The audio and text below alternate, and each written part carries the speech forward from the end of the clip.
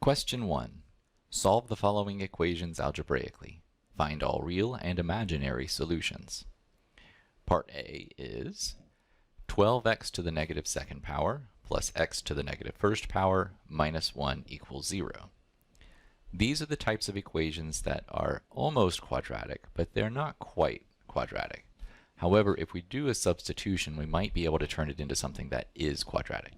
So for instance, if I let u equal x to the negative first power, then if you'll notice, I can rewrite this equation 12 x to the negative first squared, because that would reduce as x to the negative second, plus x to the negative first minus 1 equals 0. Now what I'm going to do is I'm going to substitute all of those x to the negative 1 powers with the variable u. So I have 12u squared plus u minus 1 equals 0.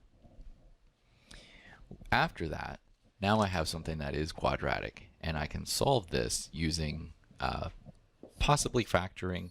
I may have to resort to the quadratic formula or completing the square. Now, I'm going to try factoring first because that's easiest. And let's see. I know that two things that multiply to 1 would be 1 and 1. To get them to be negative 1, I would need, either positive 1 and a negative 1, negative 1 and positive 1. I'll get to the signs in just a moment. For 12, I could either have 1 and 12, 6 and 2, or 3 and 4. So I have a lot of different options. I'm going to try 3 and 4. So I'm going to write 3u and 4u. The reason I'm trying that is because I want to make sure my middle term adds up to positive u, which means they have to be close. The factors have to be close together for that to happen. And I think this will work as long as that's a minus and that's a plus. Because what will happen now is when I take 3u times 4u, that gives me 12u squared. And when I take 3u times negative 1, that's negative 3u. 1 times 4u is plus 4u. And 1 times negative 1 is negative 1. And this will in fact reduce to 12u squared plus u minus 1. So that's the factorization that I'm looking for. And it's always good when you get the factors to just double check them. So I can take each one of these factors now and set them equal to 0.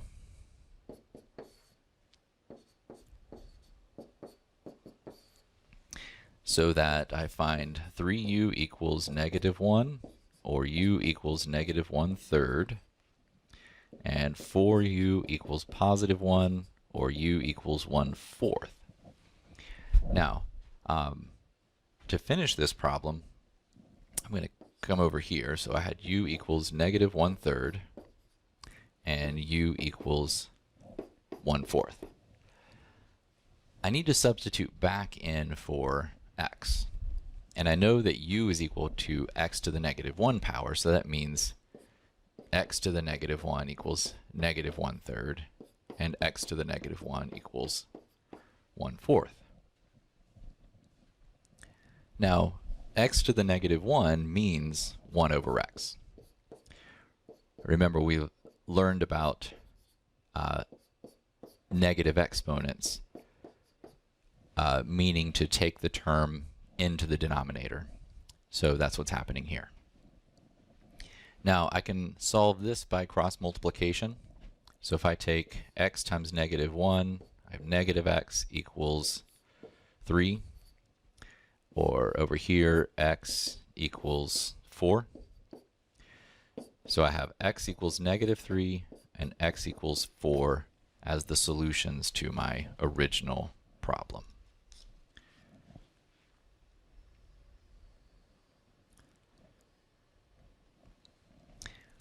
Part B, x to the 2/3 plus x to the 1/3 minus 6 equals 0.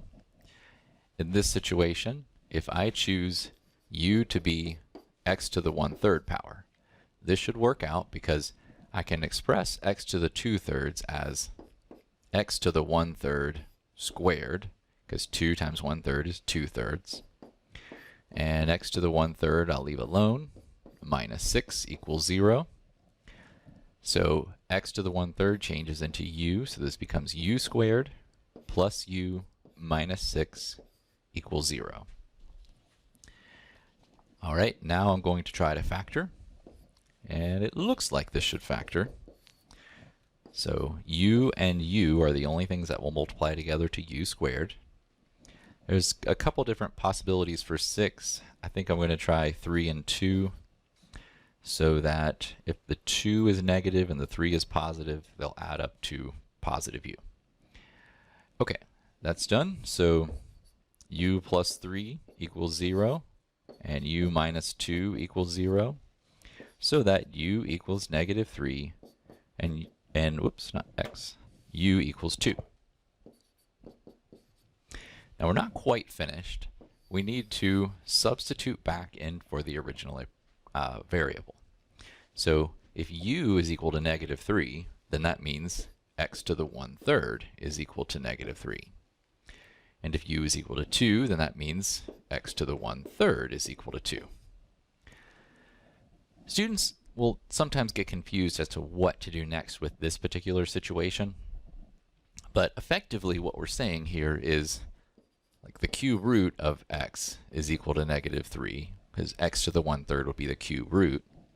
And the way you get rid of a cube root is by cubing both sides of the equation. So the cube root of x cubed just becomes x, and this is negative 27, because negative 3 cubed is negative 27. Similarly, you can do the same thing here. If you raise both sides to the 3rd power, so that means you have x to the 1/3 raised to the 3rd. You simplify this by multiplication. So 3 times a 3rd is 3/3 or 1, which just leaves you with x. 2 to the 3rd is 8. So the two solutions here are 8 and negative 27.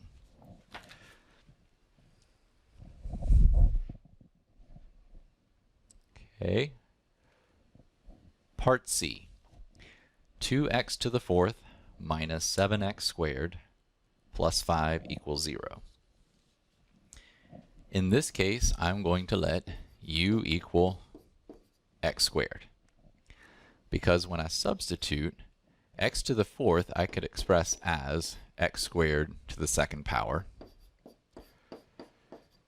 which reveals an additional place where I could substitute u in. But more importantly, after I make that substitution, the resulting polynomial is quadratic. And because it's quadratic, I can go through and factor. Or I can try to factor. It may or may not factor, but I can always attempt to. And if it doesn't, then we can use completing the square or the quadratic formula. So in this situation, two things that multiply together to give me 2u squared, 2u and u, those are my possibilities.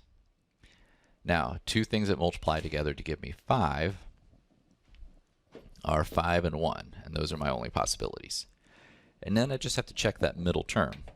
So if I multiply 1u together, or 1 times u together, that's just u. 2u times 5, that's going to give me 10u. So that's not actually going to work out. Let's switch the positions of the 5 and the 1 and see if that works. So 5 here, 1 there. So 5 times u is 5u. 2u times 1 is 2u. And we need these to combine to negative 7u, so I want them both to be negative, which means I'm going to put negatives here and here. So I have it factored.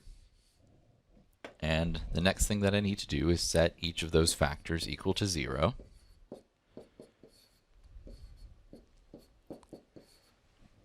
So 2u equals 5, or u equals 5 halves.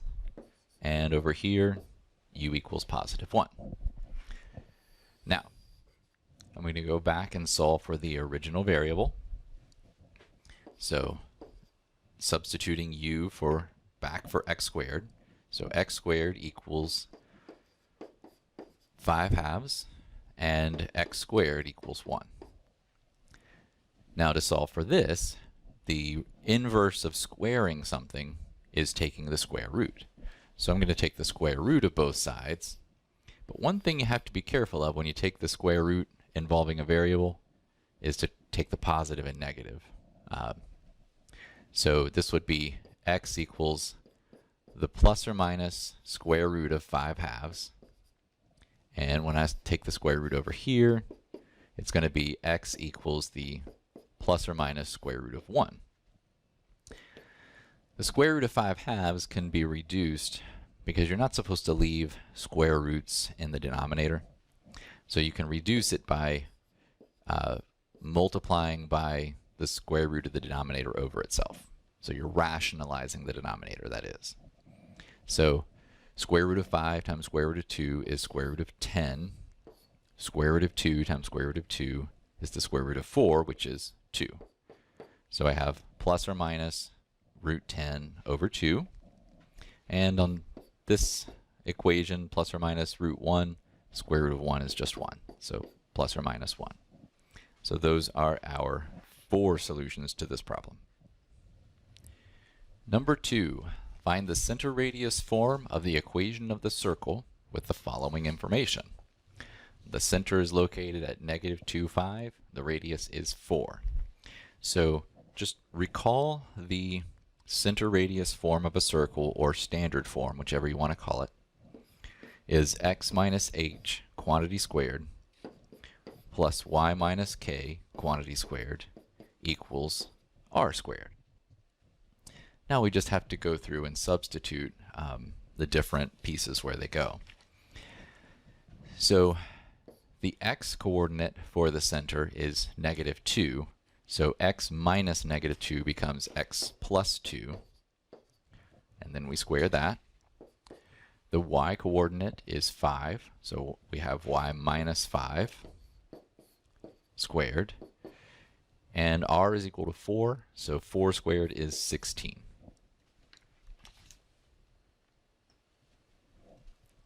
Number 3. Determine the center and radius of the following circle. X squared plus y squared minus 4x plus 12y plus 4 equals 0. This is in general form, and in order to change this into something that we can identify easily, the center and radius, we need to use the process of completing the square in order to get that. So the first thing I'm going to do is group together anything that has an x, leave a little bit of space for the completing the square, and then group together everything with a y, and move that constant to the other side of the equation. Now what I'm going to do, in the process of completing the square, you take the number b and you divide it by 2. So in this case, -4 divided by 2, and then you square it. So -4 divided by 2 is -2. When I square that, it becomes +4. So I'm going to add a 4 right here. And what I do to one side of the equation, I do to the other to balance things out. Next up, for the y's, the b term there is 12. If I take 12 divided by 2, that's 6, and then square it, it becomes 36. So then I'm going to add 36 to both sides of the equation. Okay, now factoring the x and the y's. The way this factors is always just x minus whatever your b term is divided by 2. So this would, I'm sorry, it would be x plus, but in this case x minus 2. In general, it's plus. Or you can go through the process of factoring. Pick two numbers that multiply to x, to x squared, so that would be x and x. Two things that multiply together to give you positive 4. You could either have positive 2 and positive 2, or negative 2 and negative 2. You just got to make sure you add up to that middle term. Either way works. So in this case, the b term is 12, so this would be y plus 6. So it's just half of your b term. Negative 4 plus 4 is 0, and 36. So that means the center of this circle is going to be at 2, negative 6, because we take the opposite of the numbers inside. And the radius is going to be 6. It's the square root of the number on the opposite side of the equals.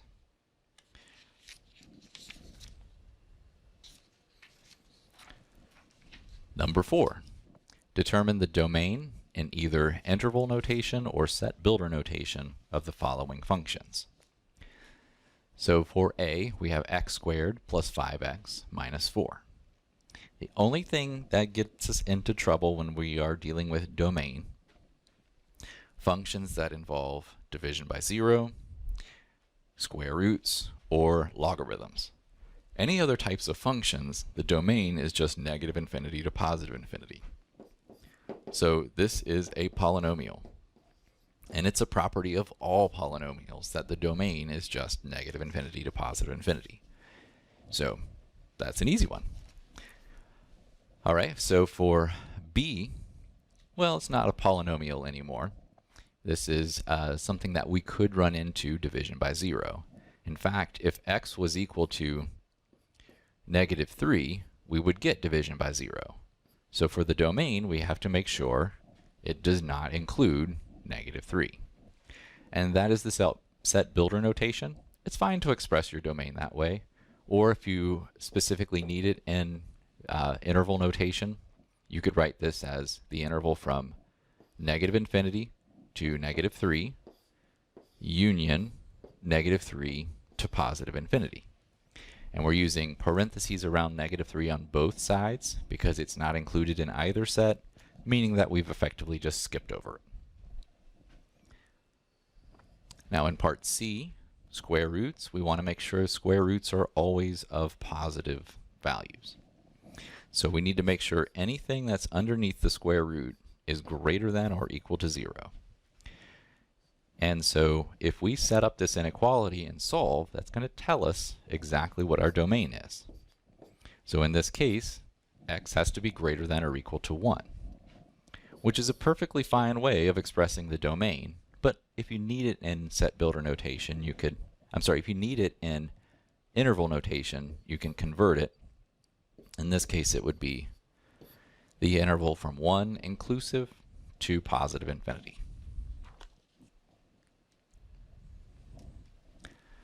Question 5. Use the given graph to evaluate f at different points. So the blue line is our function f. And let's say we want to evaluate f at negative 2. Well, negative 2 is an x value. So we're going to find negative 2 on our axis. And now we need to figure out where the function is, so at that particular point.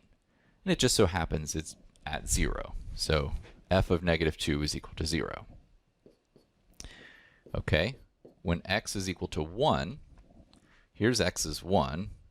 And if you go up, you run into the function at this particular point. And that has a y value of 2. So f of 1 is 2. And 4, here's x equals 4. You go up until you run into the curve. That particular point's what we're looking for. Well, we just want to know what the y value associated with it is. And that happens to be 4.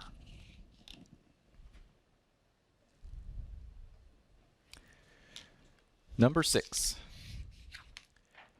Determine the open intervals of the domain for which each function is increasing, decreasing, and constant. This particular function we're looking to where it is increasing, decreasing, and constant. So for me, I can see three separate intervals of things happening here. So basically,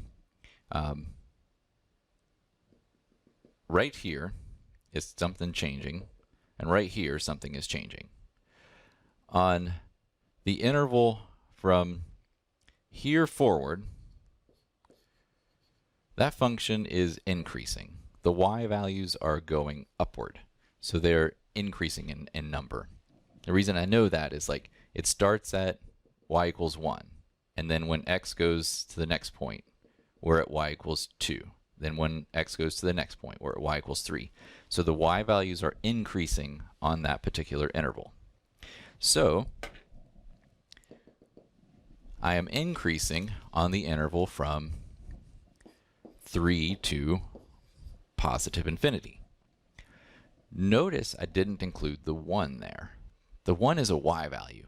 We're not asking what's happening with the y. The y is increasing. We want to know where on the x the y values are increasing. So it's just from the value 3 to positive infinity. Now over here I can see that my function is decreasing. The y values are getting smaller and smaller. So that's happening along the x from negative infinity up to this particular point, which looks like it's at negative 3. So we're decreasing from negative infinity to negative 3. And then we're constant in between there. So on this interval right here from negative 3 to positive 3, we are constant. Now, some of you may wonder why I didn't include the positive 3 in increasing and decreasing and constant. Just use open intervals. I've actually seen different textbooks answer these questions differently. And I just adopt the convention of just always answering with open intervals because in the end it doesn't really make a whole lot of difference. Number 7. Evaluate the piecewise defined function at the given values. So I have my piecewise defined function, and I want to evaluate it at negative 3, 0, and 2. So at negative 3, that is less than 0, which means this qualifies, so I'm plugging it into this particular function. So it's going to be 5 times negative 3 plus 6, which is negative 15 plus 6, or negative 9. All right, when p is, or x is equal to 0, that qualifies where x is less than or equal to 0, which is this set right here. And again, ask me to put that into this particular function. So it's going to be 5 times 0 plus 6, which is just 6.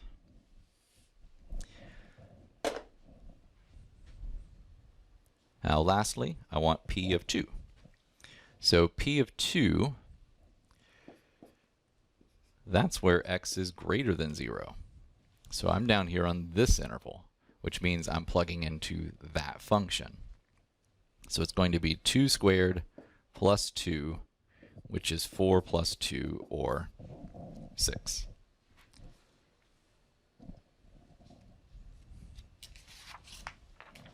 Number 8. Graph the piecewise function in question 7.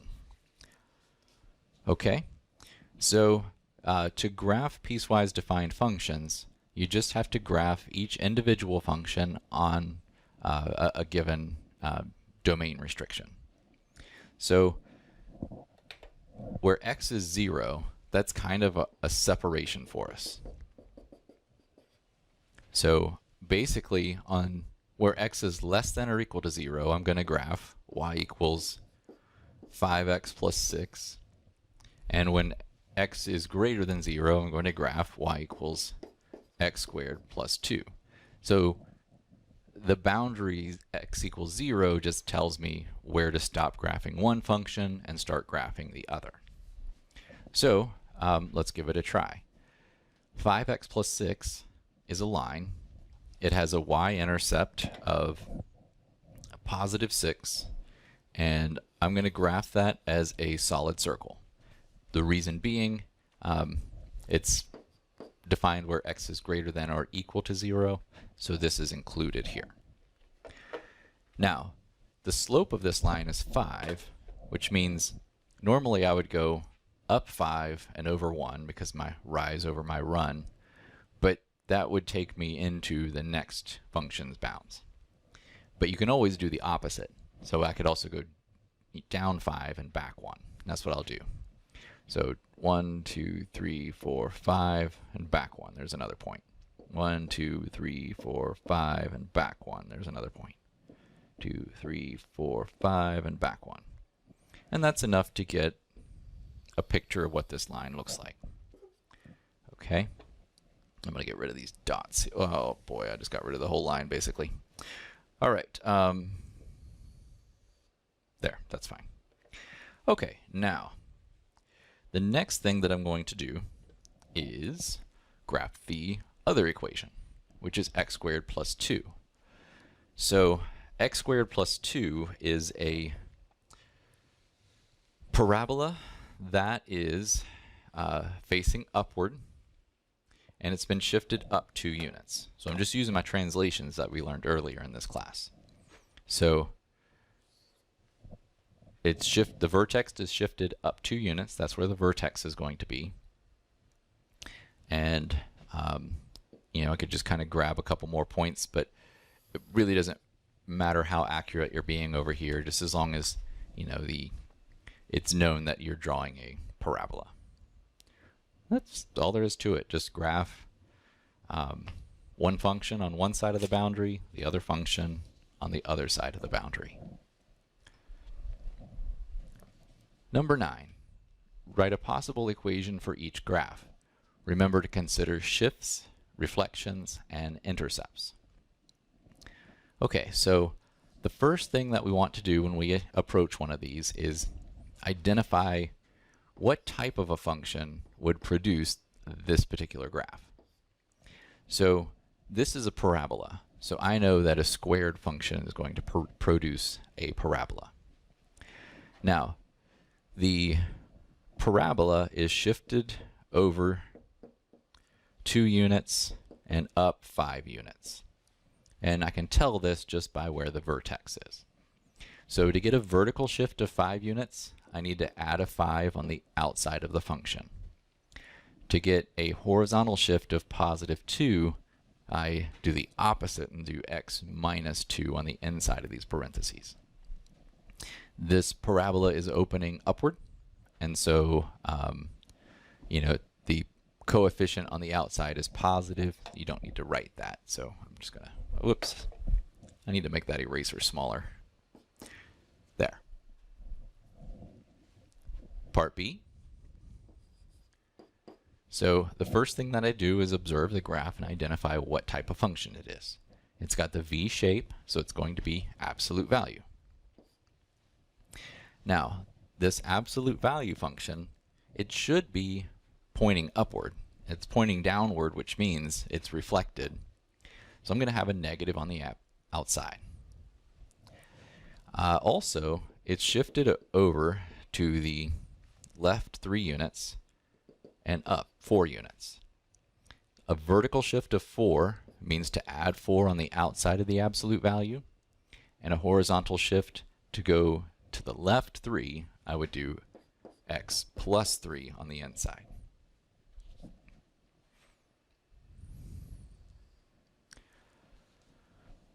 For part C, I'm looking at this function and identify it as a square root. So I'm just going to write y equals square root, and I'll fill in the rest in a minute.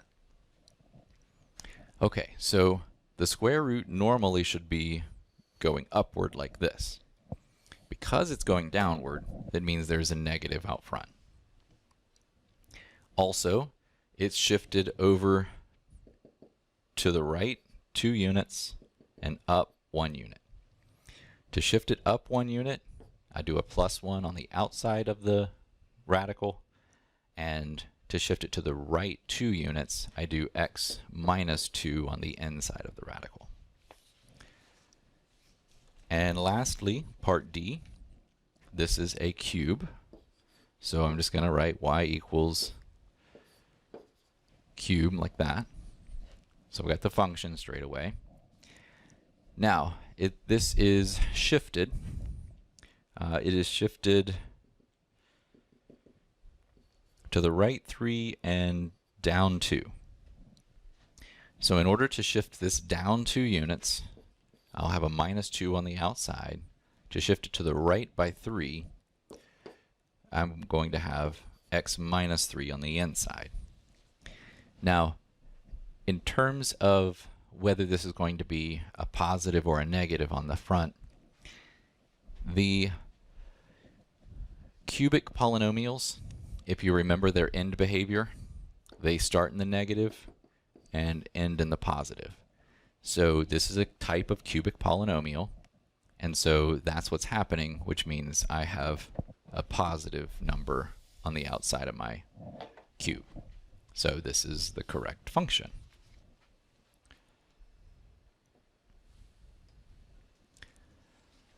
Number 10.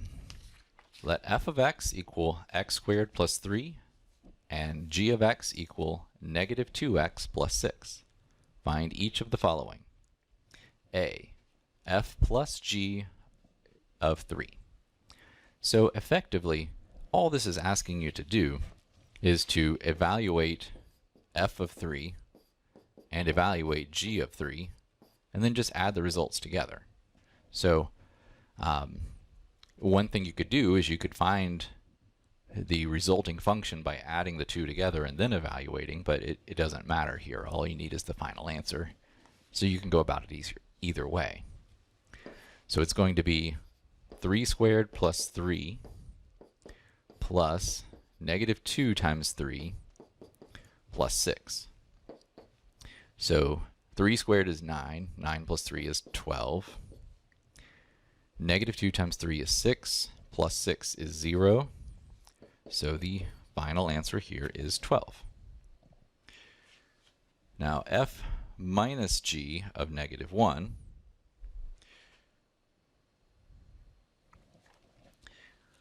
So again, you could just take f of negative 1 minus g of negative 1. Just evaluate the point into both functions and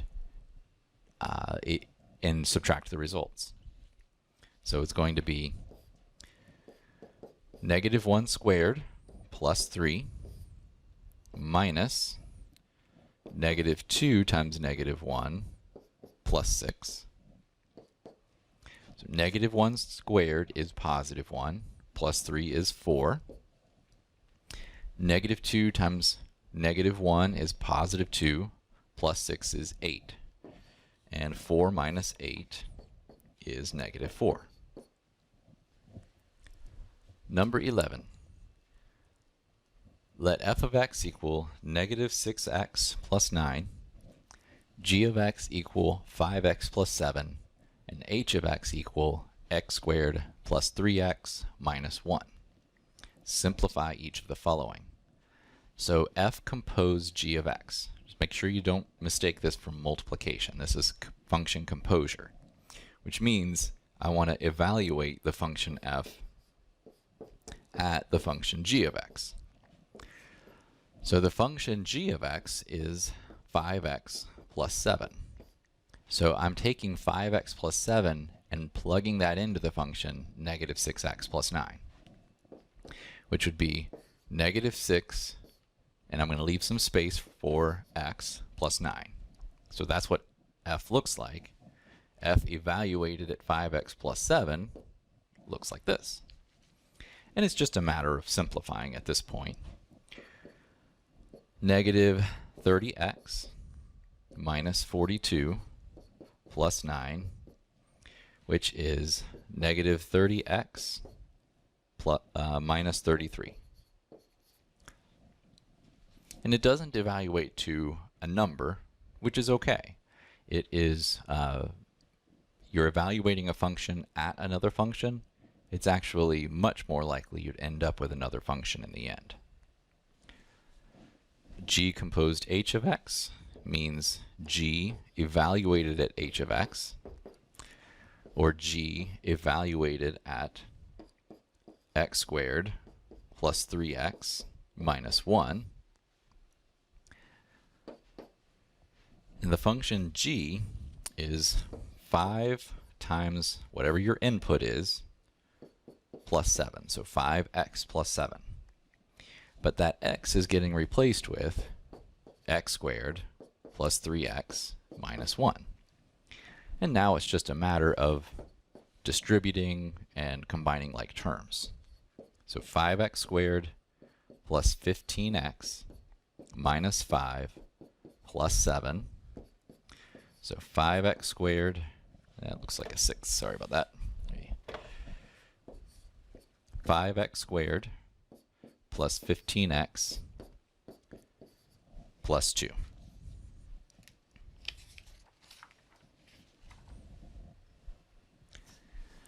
Number 12. Given f of x, find the equation of the inverse function f inverse x. So to find the inverse of a function, we swap the x and y and resolve for y. So this right here, you can always exchange f of x for y. So this means y equals 3x minus 4. And if you swap your x and your y, that gives you x equals 3y minus 4. So I've just interchanged the position of x and y here. So when I resolve this for y, the first thing I would do is add 4 to both sides. So I have x plus 4 equals 3y, or x plus 4 divided by 3 equals y, which tells me that my inverse function, f inverse of x, is going to be, I'll split this up into 2 separate fractions, but you could leave it in this form. It doesn't really matter.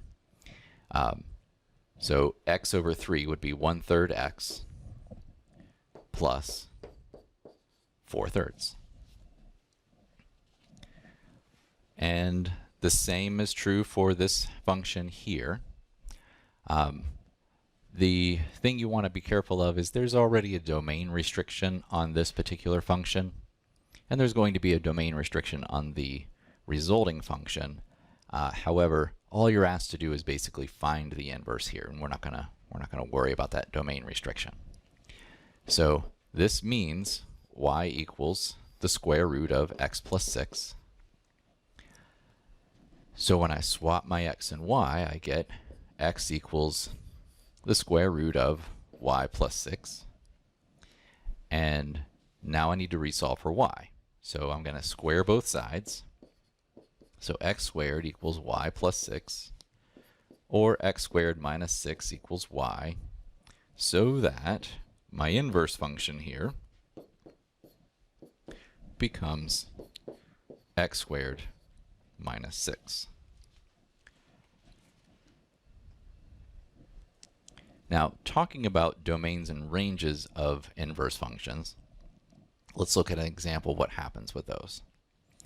So the following graph represents a one-to-one function of f of x. Determine the domain and range of the inverse function. So this function right here is f of x. So let's look at f's domain and range. So the domain and range here, well, the domain is all the defined x values.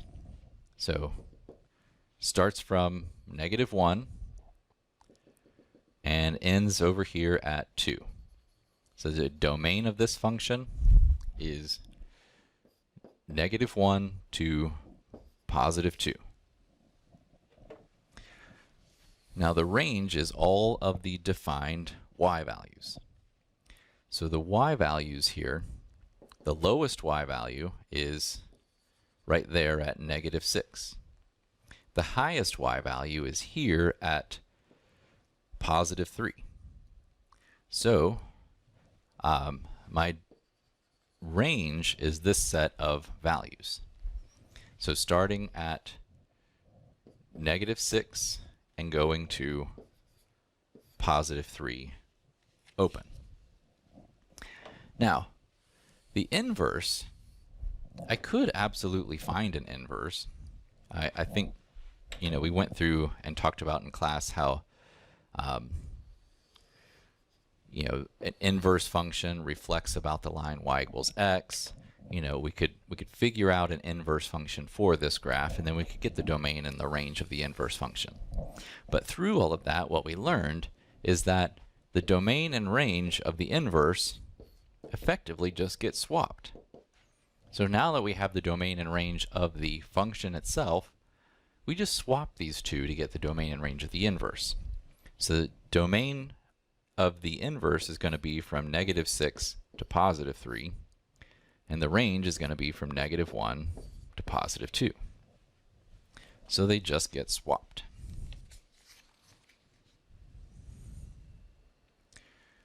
Number 14.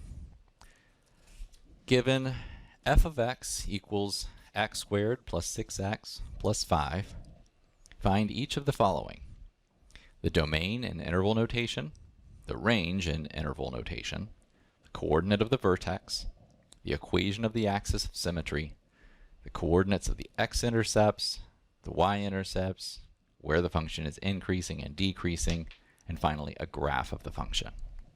So there's a lot of things we need to do here.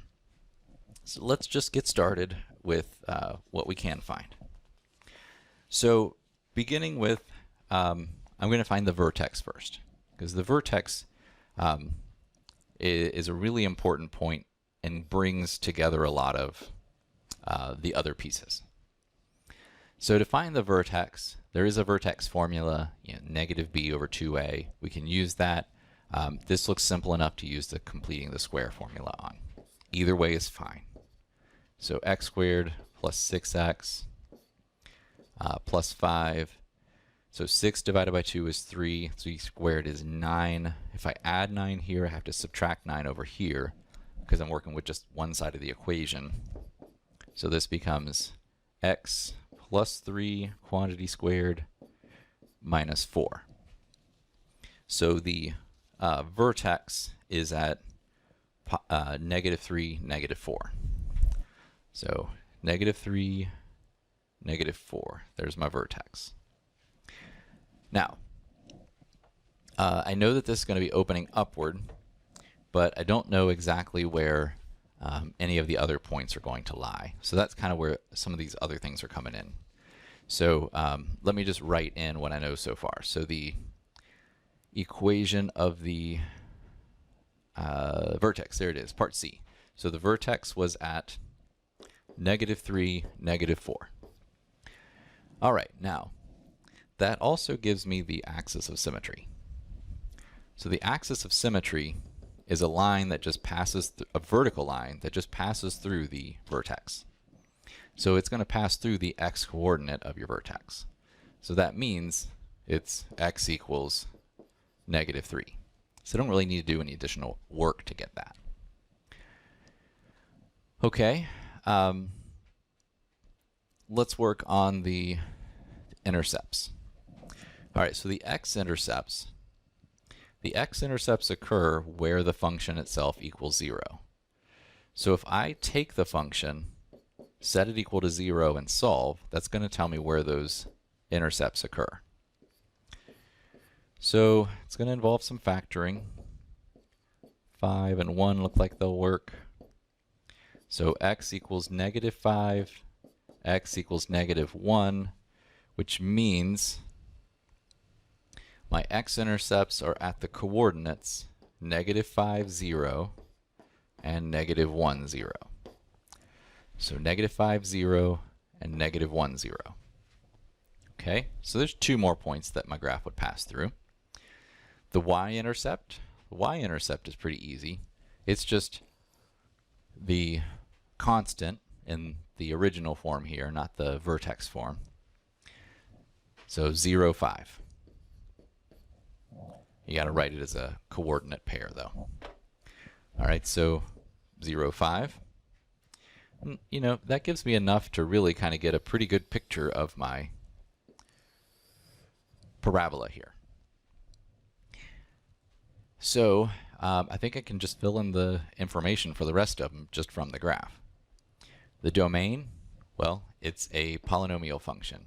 It's defined everywhere, so negative infinity to positive infinity.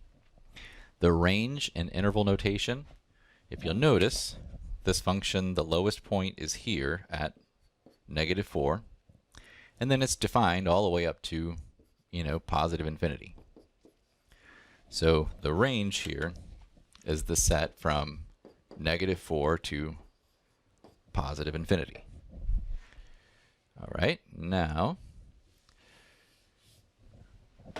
other things we need to fill in. The open interval where the function is increasing. All right, it's increasing on the right side of my vertex. My vertex is at -3, so -3 to positive infinity. And it's decreasing on the other side. And that's all the different pieces. So really the only solving is for the x-intercepts and the vertex itself.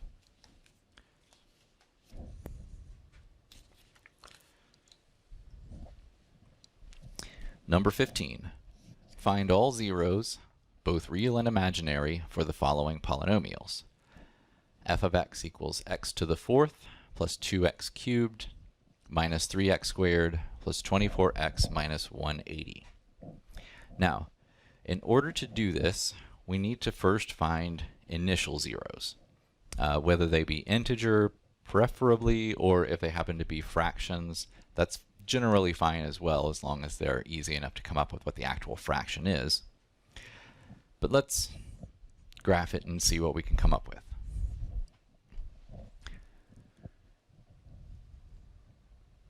So under y equals, I'm going to graph x to the 4th power plus 2x cubed minus 3x squared plus 24x minus 180. And I'm just going to use the standard zoom window, so -10 to +10 and so forth. Okay, so to me, I feel like I can see some decent zeros here at right there and right there.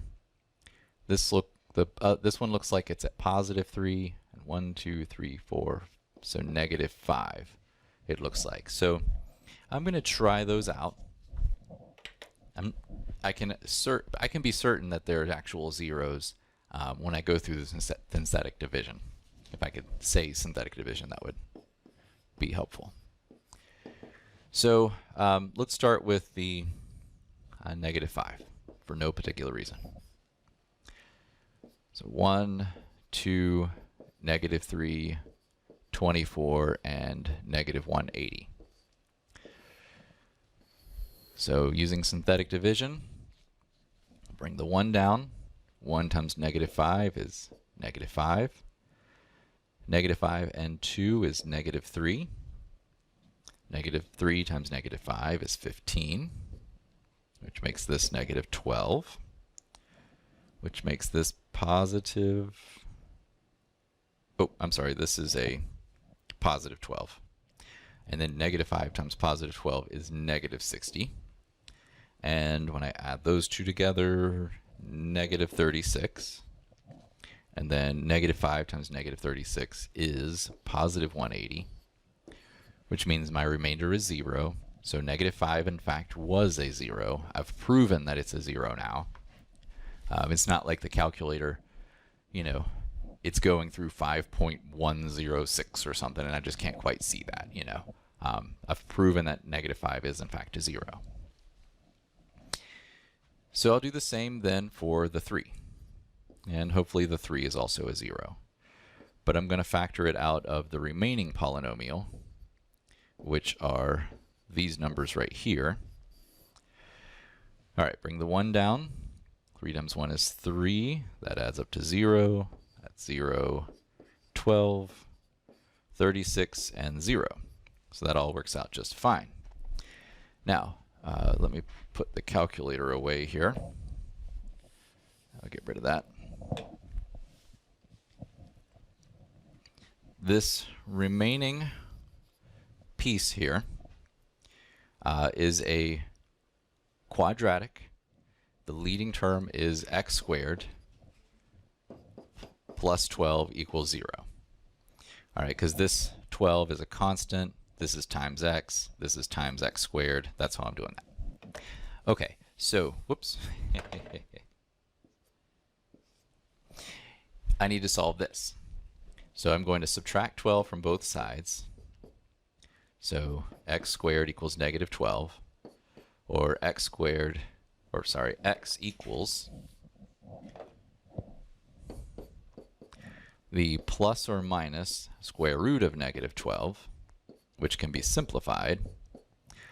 Certainly we can pull I out because there's a negative underneath. And then 12 is 4 times 3. 4 is a perfect square, so I can pull a 2 out as well. So it looks like I could write this. Oh, so I had negative 5, 3 was a 0, and then also plus or minus 2i root 3.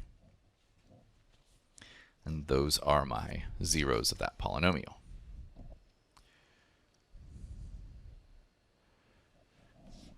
All right, B. Now our function looks like this. And just like before, we need to start off with initial zeros. So I'm going to put it into my calculator. 2x to the 4th minus x cubed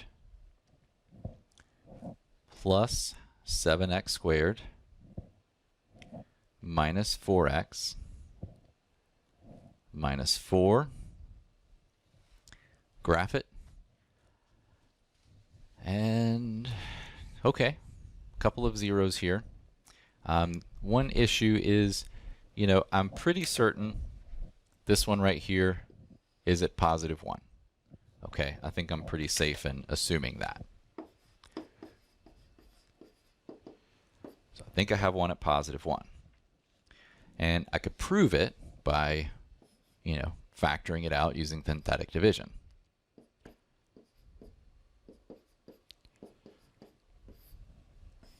So bring the 2 down. 2 times 1 is 2. This is 1, 1, 8, 8, 4, 4, 0. Okay, so that proves that is in fact a 0.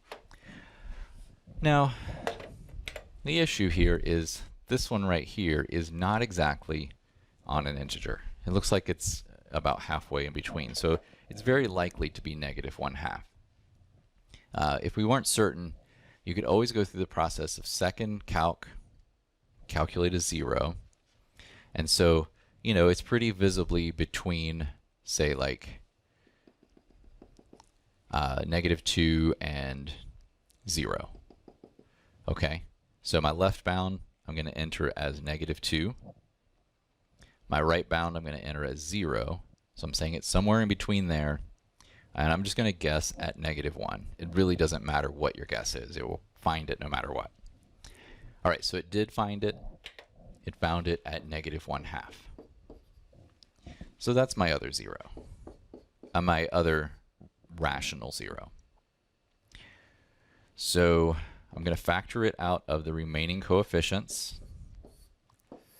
So bring the 2 down. 2 times negative 1/2 is negative 1.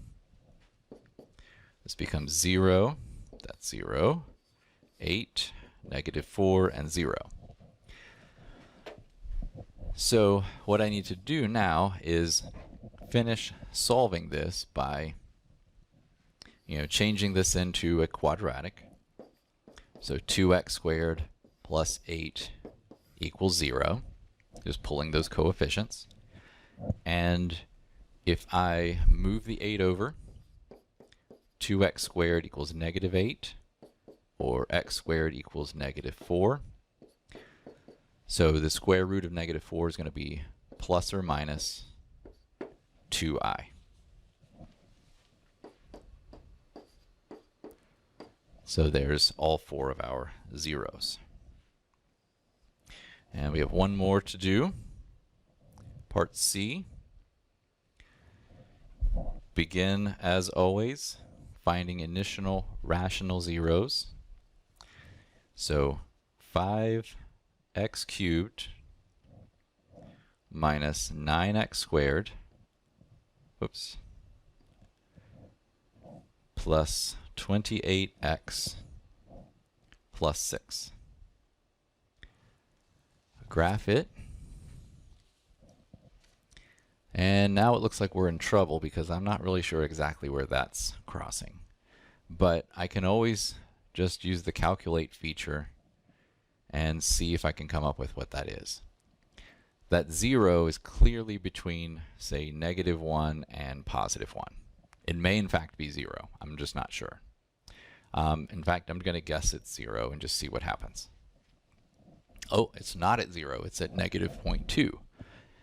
-0.2, if you don't recognize, is -1/5. Okay?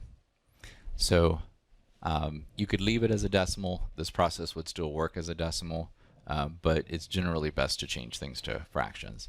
And if you need help with that, go back to the home screen, type in -0.2 math, and just hit enter. The triangle with a frac means to turn it into a fraction.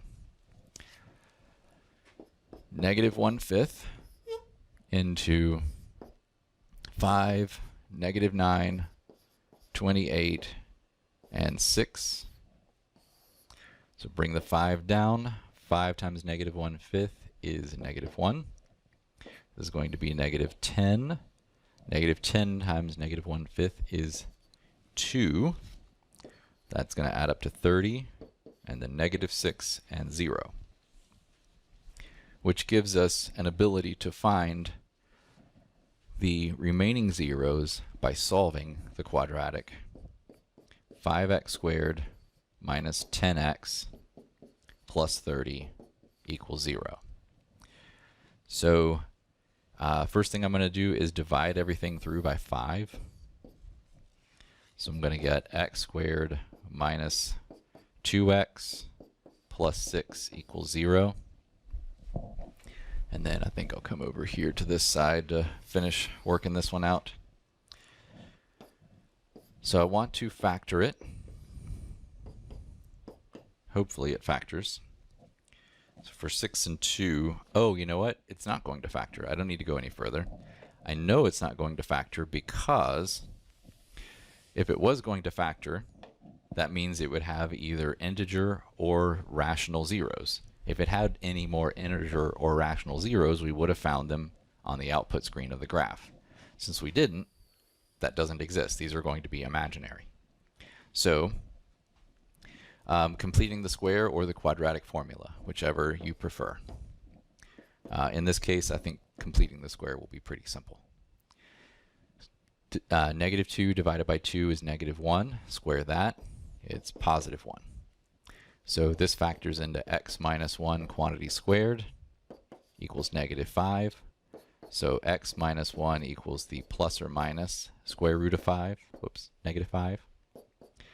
Or x equals 1 plus or minus I square root of 5. So those are the remaining zeros.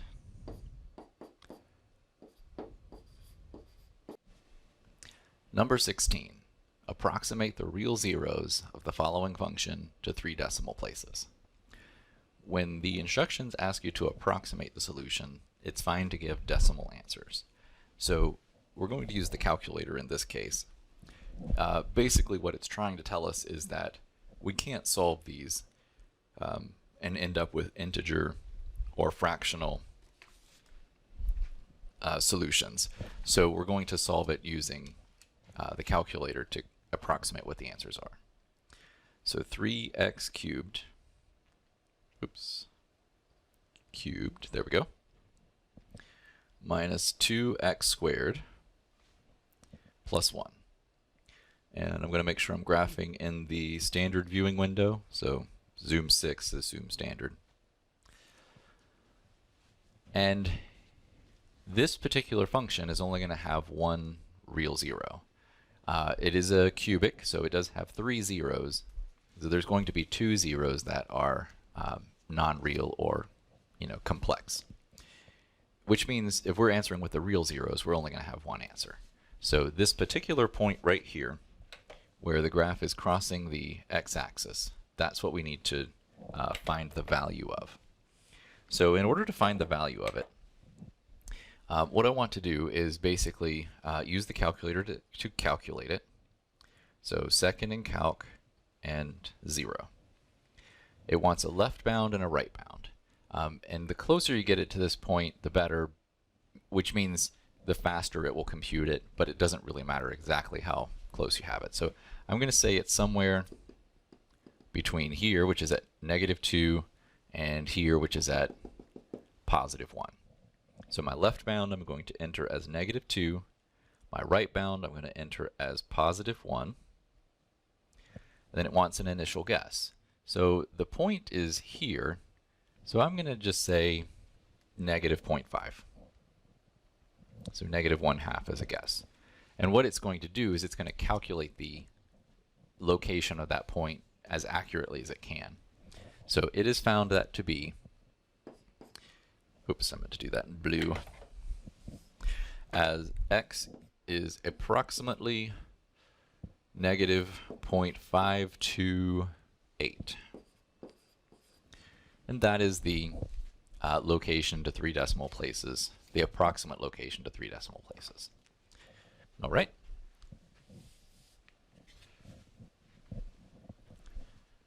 Number 17.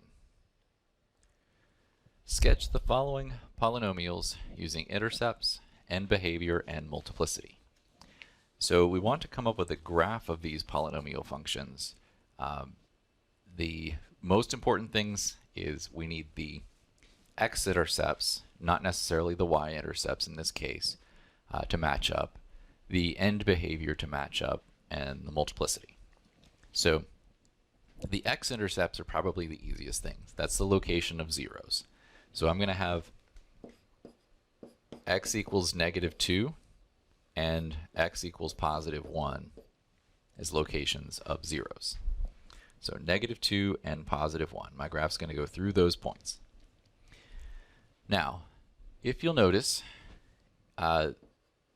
if you add up all the exponents here, which that's kind of a 1, and that's understood to be, the degree here is 4. So I have even degree for this polynomial, which means I'm either going to start in the positive direction and end in the positive direction for the end behavior, or I'm going to start in the negative and end in the negative.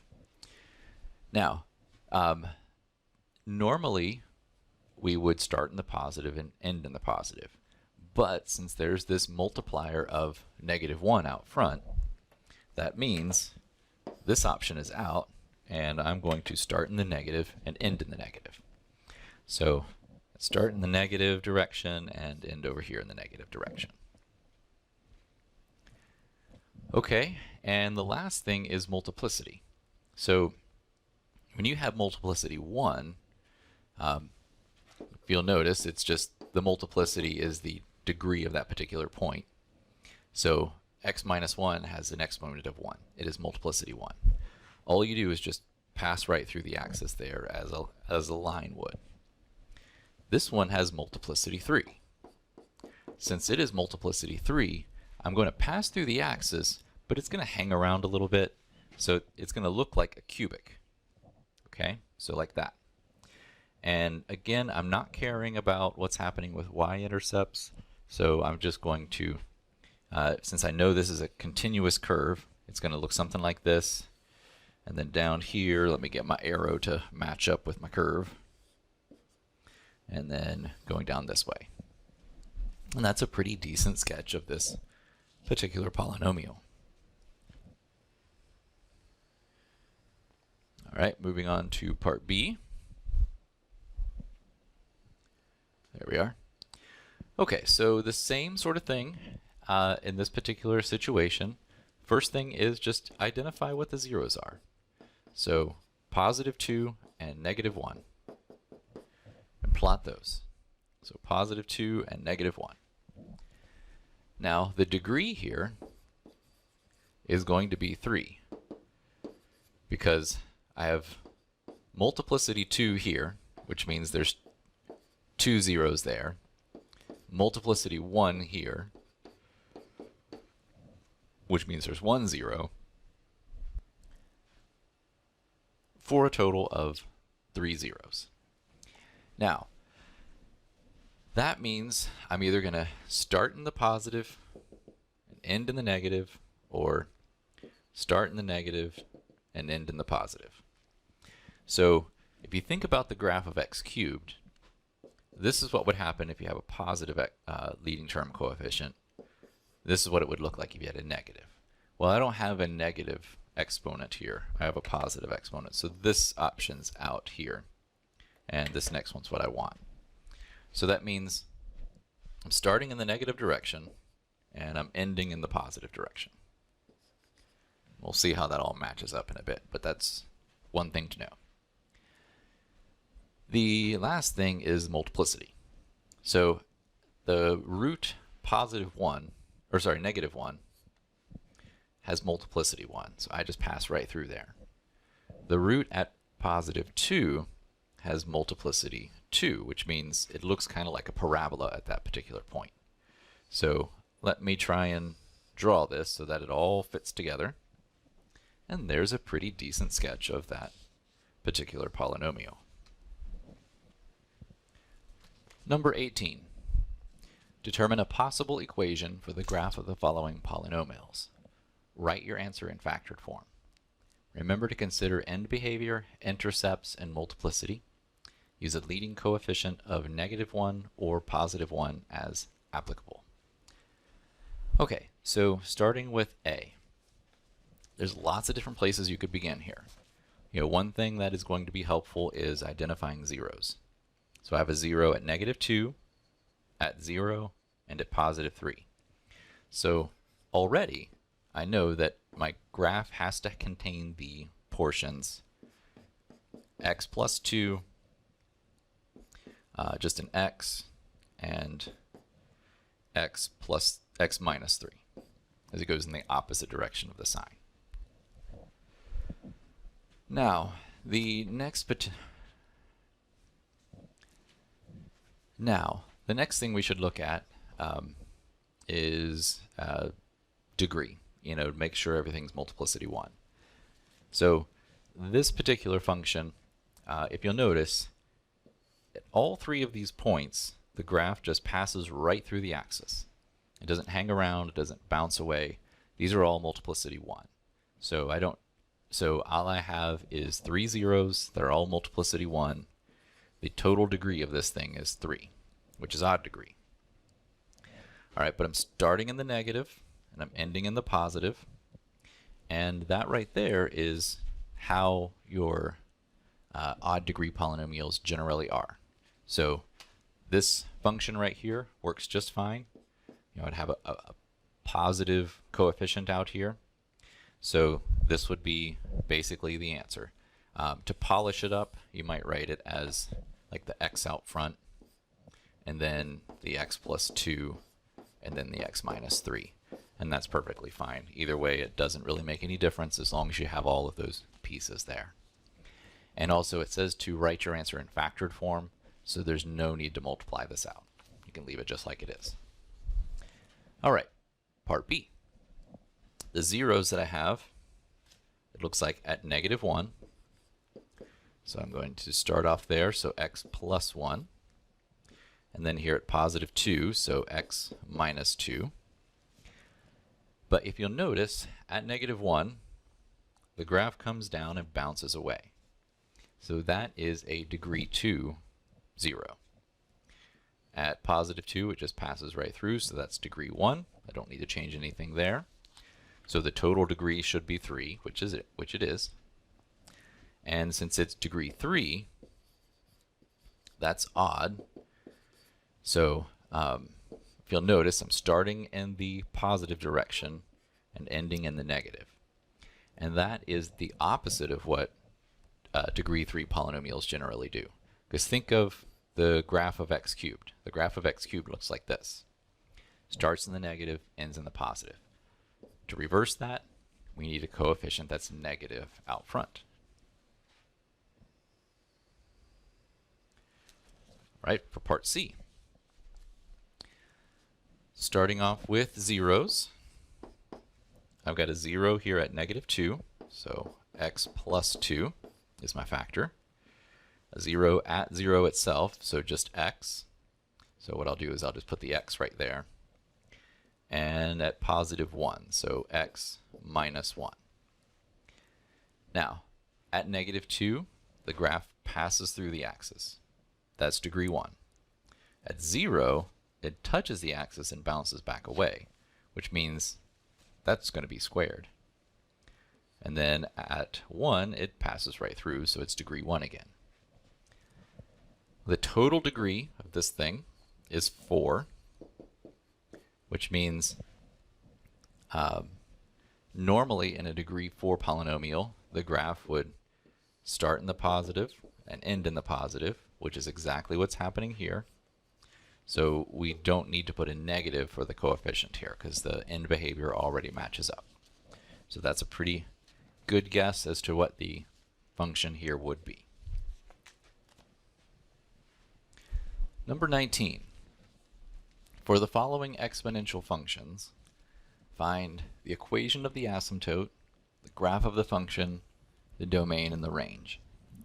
So we're given the function in part A as y equals 2 to the x minus 4. So the graph of the exponential functions generally, looks like this right here, where you have this horizontal asymptote right along the x-axis. And I guess you can't see it there, so I'll draw it in green. All right, so if you'll notice, this right here would be a vertical shift. And the vertical shift means the entire graph comes down by that many units. And in this case, that's 4 units. So it's going to come down. We're going to have the vertical asymptote shifted down to -4. All right, and nothing else is being changed in this graph. The base, don't worry about the base. It's going to affect what the graph looks like, but in such a way that's not easily depicted in the scale that you have here. So no other changes are made. And remember, the graph passes through the point that's just 1 unit above the graph, and it's going to be on the y-axis since I'm not shifted to the left or right any. And the graph grows exponentially this way and goes closer to that asymptote this way. So there's a graph. All right, but it didn't just want the graph, it wanted, for part 1, the equation of the asymptote. Well, this asymptote is a horizontal line, and horizontal lines have the form y equals a constant, so y equals -4 in this case. Graph of the function, that's what I have here. And lastly, the domain and range. Well, the domain is, everywhere on the x-axis, this function is defined, which means no matter what number you have, you can plug it into this function and get an answer out. Again, if you imagine smashing this graph up against the x-axis, this is what your graph would look like. So the domain here is the values -infinity to +infinity. The range is a little bit different.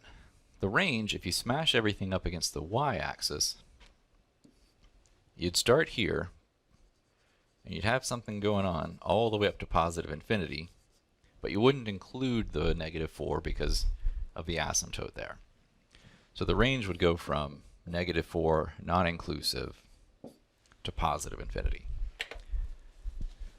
So the graph is generally easiest first. Once you have the graph, you can pick out the rest of these properties. Okay, part B, y equals 2 to the x plus 2 minus 1. So we have another exponential function, same sort of graph as in part A. Doesn't matter that a base is the same or different from another, we're just going to have the same basic shape. So first, we wanted to find out the location of the horizontal asymptote. So we have a shift that moves everything down 1 unit, which means the asymptote is going to also shift down 1 unit. So the vertical asymptote would be right through here, which is a horizontal line, and a horizontal line always has the form of y equals whatever the location of that horizontal line is on the y-axis. So it's at -1.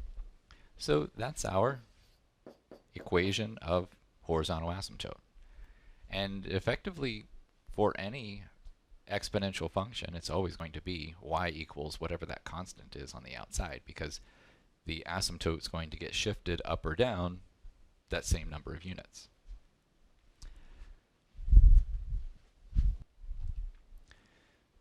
Next, we will graph the function. So that's part 2. So for part 2, we want to graph it. The other thing that we need to take into consideration here is that there's also going to be a horizontal shift. So this +2 on the inside of our exponent, that is a horizontal shift, and it moves in the opposite direction of the sign. So in this case, it's going to move toward the negative direction. So we're going to go to the left by 2 units. So what happens is, normally we have this point that's 1 unit above the asymptote that lies on the y-axis. But since everything's getting shifted to the left by 2 units, we need to take that point and move it to the left 2 units as well. So this point right here is going to be part of our graph. And really make sure you highlight that point so that your instructor knows that you've done the shift properly. Lastly, all we need to do is just draw in the shape of an exponential graph, and we know what the shape looks like. Of course, the base of the exponential does affect the shape, but we're not really interested in that. We're just interested in this direction. We go toward the asymptote, and then after this point it grows very rapidly, so just make it look basically like that, and your instructor will be happy with that. That's a great graph. Lastly, we need domain and range. So to get domain and range, one thing to note is exponential functions, like polynomial functions, are defined everywhere. So your domain for an exponential function is always going to be -infinity to +infinity. The range is restricted, however. So the range is only defined above the horizontal asymptote in this case. So we start from the horizontal asymptote, but we don't include it because the exponential graph never actually reaches that asymptote, it just approaches it, and then going off to +infinity.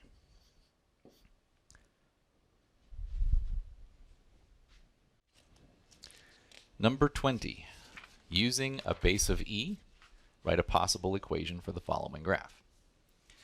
Okay, so using the same sort of concepts, notice that this asymptote is right here at +5. So the form of the graph is going to be y equals e to the x, plus some number plus some other number. And I guess I should have used h and k the opposite direction, because it's a horizontal change and a vertical change. So already we have y equals e to the x plus 5, and that gets us shifted up 5 units as it's done here. Now, this point right here is where the graph is passing through the next integer above the asymptote. It's not shifted to the left or right any, and so I don't have any horizontal changes. So e to the x plus 5 is what this function is going to be. 21. Solve each of the following equations. 2 to the 3 minus 2x equals 8. Well, what we want to do here is whenever you have an exponential equation to solve, you want to try and get both sides of the exponential equation to have the same base. And in this case, that is definitely possible because I can write 8 as 2 to the third power. Now both sides have a base of 2, which means if the bases are the same, that the exponents have to be the same. So then I'm now just solving the exponents. So I'll subtract 3 from both sides. So I have negative 2x equals 0.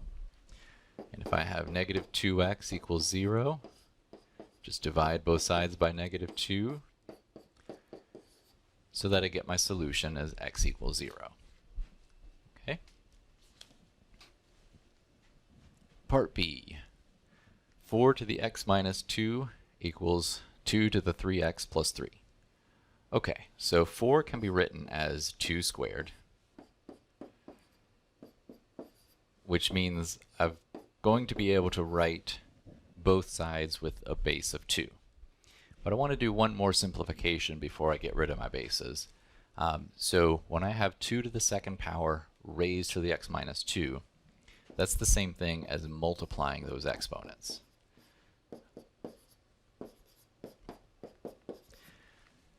Then the bases are the same, so I can drop the bases.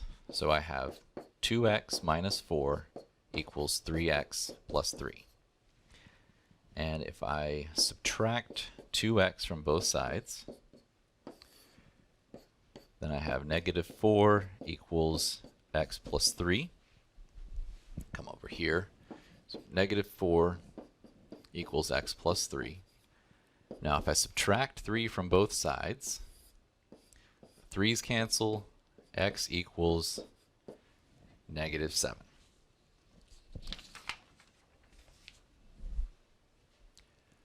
(22) For the following logarithmic functions, find the equation of the asymptote, graph the function, the domain, and range. Okay, so starting with the basic logarithmic graph. The basic logarithmic graph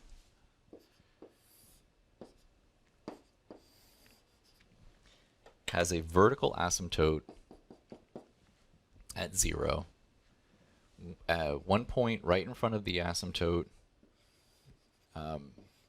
is where the graph passes through. It approaches the asymptote as you go to negative infinity, and then just kind of grows slowly as you go to positive infinity. Now, the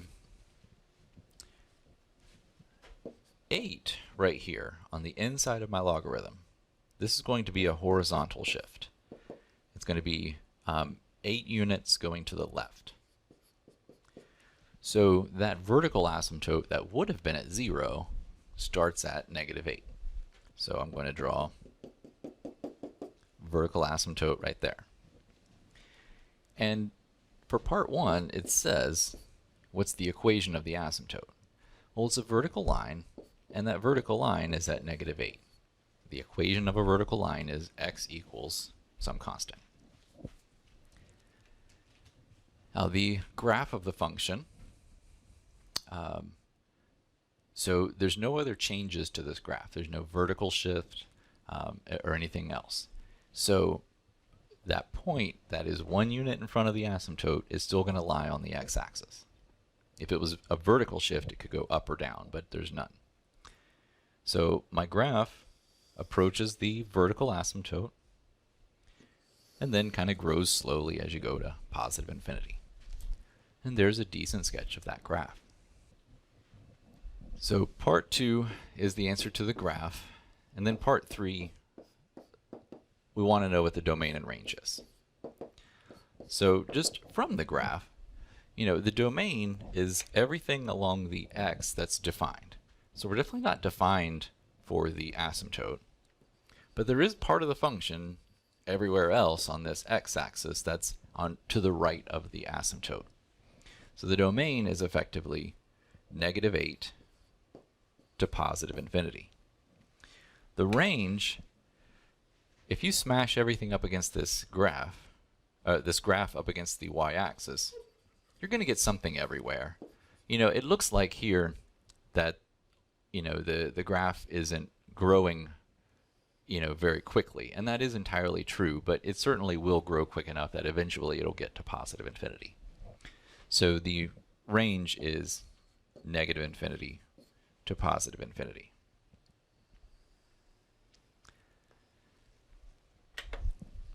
Part B, y equals log base 3 of x minus 1.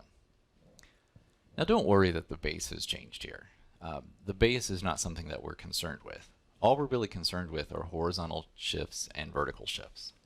In this particular case, we have a horizontal shift because it's on the inside of our parentheses, and it's going to the right by 1 unit.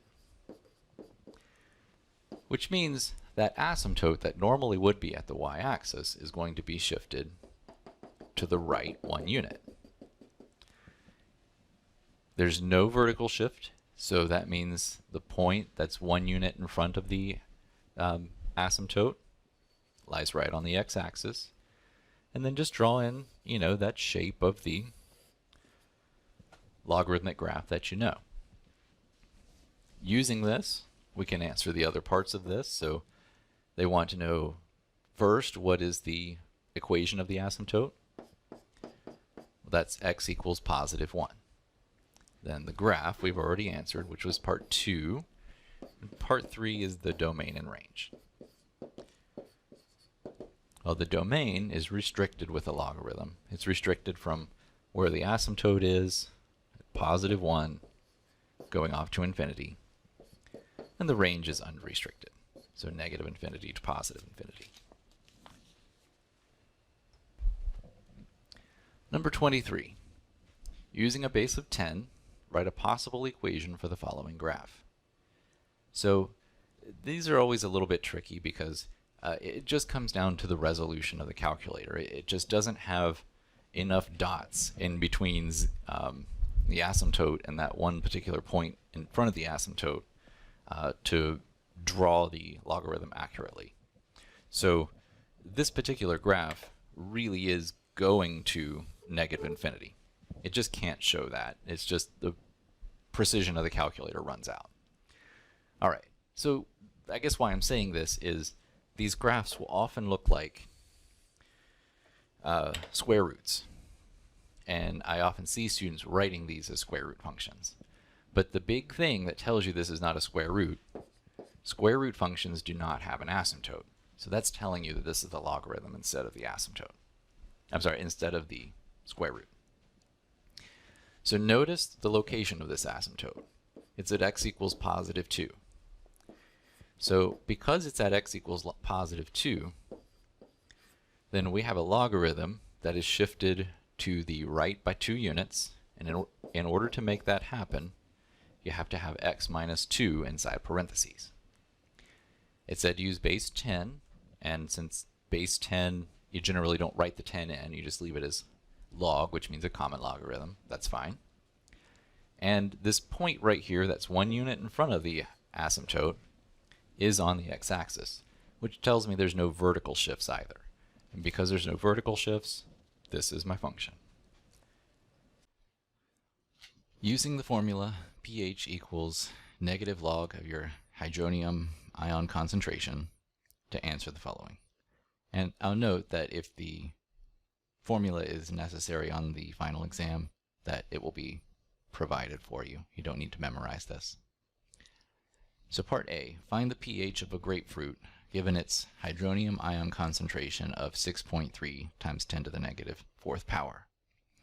So the pH is found by doing the negative common log of whatever your hydronium ion concentration is. In this case, it's 6.3 times 10 to the negative 4th power. And we'll use the calculator to come up with this.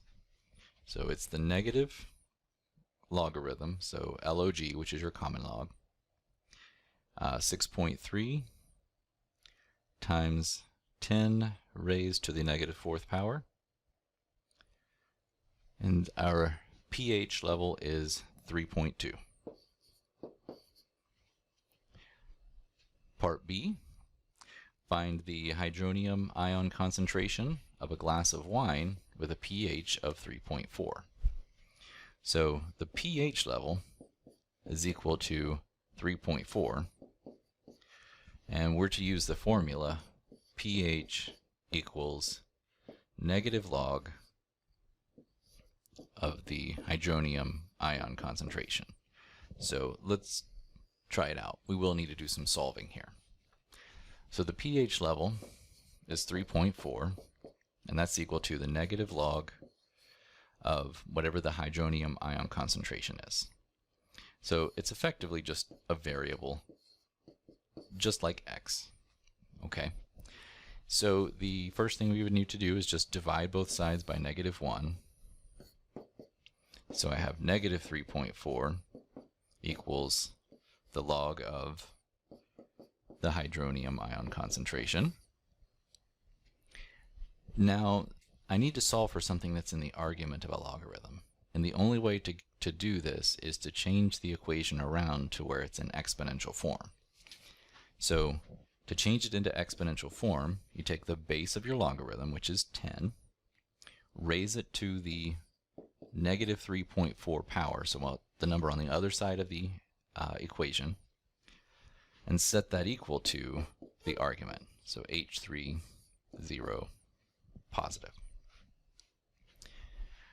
All right, so that effectively means that my hydronium ion concentration is equal to 10 to the -3.4 power, and I'll get the calculator out and figure out what that is. So 10 raised to the -3.4 power is 3.98 times 10 to the -4th. So 3.98 times 10 to the -4th power.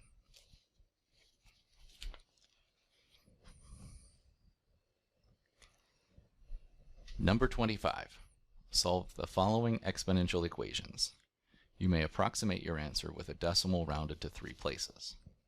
So that's just a hint saying that this isn't going to be able to be solved algebraically, at least not fully, and therefore you're going to have to use the calculator at some point to get the answer. So let's try some algebra to see what we can do.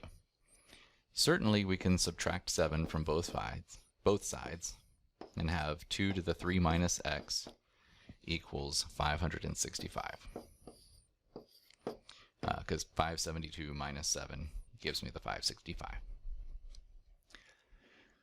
I'm solving for the variable x, which just happens to be in the exponent of this equation. So I need to change this into logarithmic form to solve it.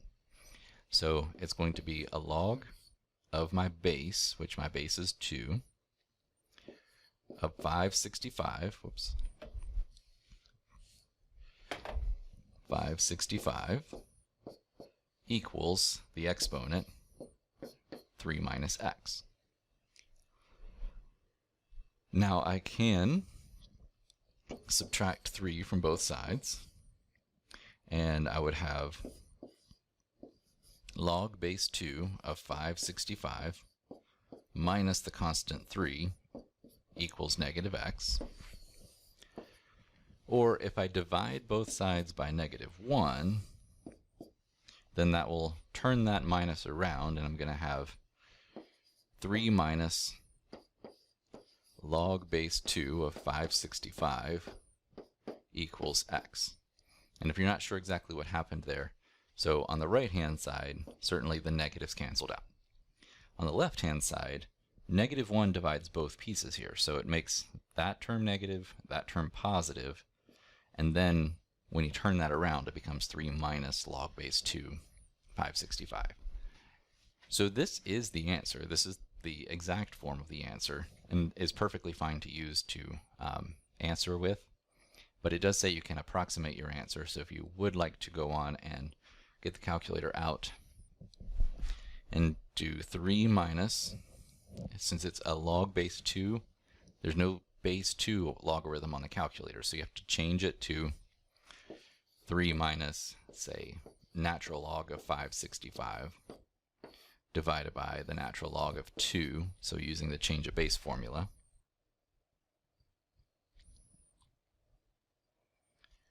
And we get negative 6.142 when we round to 3 decimals. So that's just another form of x, and this is my approximate solution. Number 26. Solve the following logarithmic equations. All right, so first up I have log base 4 of 5x equals 0.5. Since there's a variable in the argument, I'm going to have to change it into exponential form to solve it. So the base of my exponential equation is 4, the exponent is 0.5, and that's equal to 5x. 4 to the 0.5 power is the same thing as 4 to the 1/2 power, which means the square root. So essentially I'm taking the square root of 4, which is 2,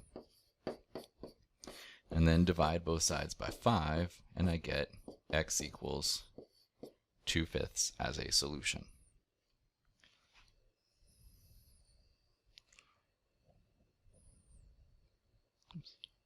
Oh well. Part B. Log base 3 of x plus 5 plus log base 3 of x minus 3 equals 2. In this situation, I would like to have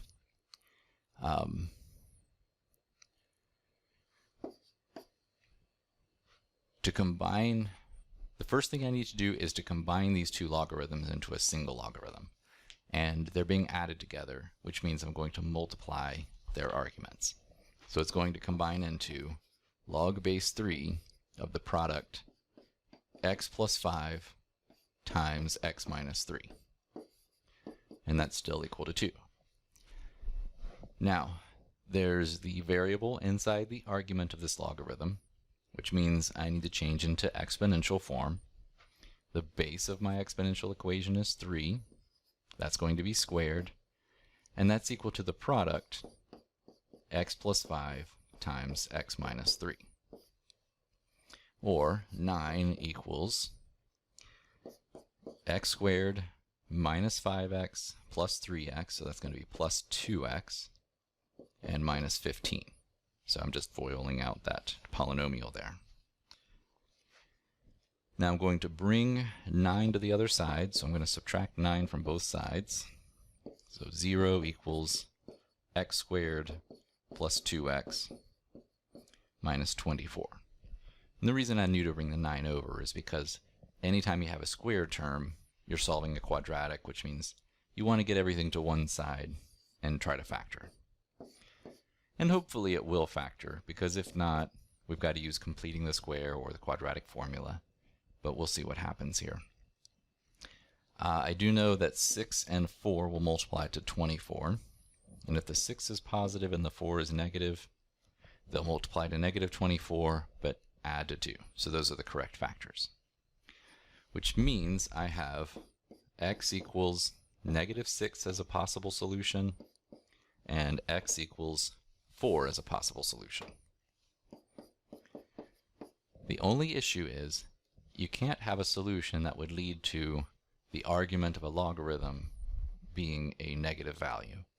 So negative 6, if I plug that into x plus 5, then I end up with negative 1. So this is not a solution. It's an extraneous solution. I have to throw it out. 4 is okay, because 4 plus 5 is 9. That's positive. 4 minus 3 is 1, which is also positive. So that is fine. Part C. Log of x minus 10 minus log of x minus 6 equals log of 2. These two logarithms are joined together with a negative, which means I'm going to need to divide the arguments in order to combine them.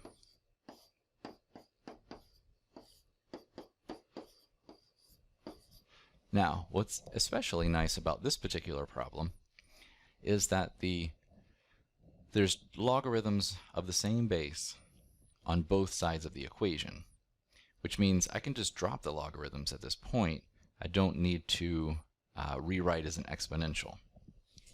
So I can just say x minus 10 divided by x minus 6 equals 2. Then in order to solve this, I'll take this equation and multiply both sides by x minus 6. So it cancels out the 1 over here and leaves me with 2 times x minus 6 over here. So x minus 10 equals 2x minus 12. And if I subtract x from both sides, it's going to cancel out. So I have negative 10 equals x minus 12. Now I'll come up here and finish this out. Then I'm going to add 12 to both sides. So it cancels here, leaves me with x equals positive 2. All right, but this is still just a potential solution. You're not certain that it's a solution until you actually go back and make sure it doesn't lead to any negative arguments on your logarithms. The problem is both of them fail, because if I take 2 minus 10, that's negative 8, and 2 minus 6 is negative 4. So it turns out that this is not a solution. So since my only possible solution was extraneous, there's actually no solution to this problem.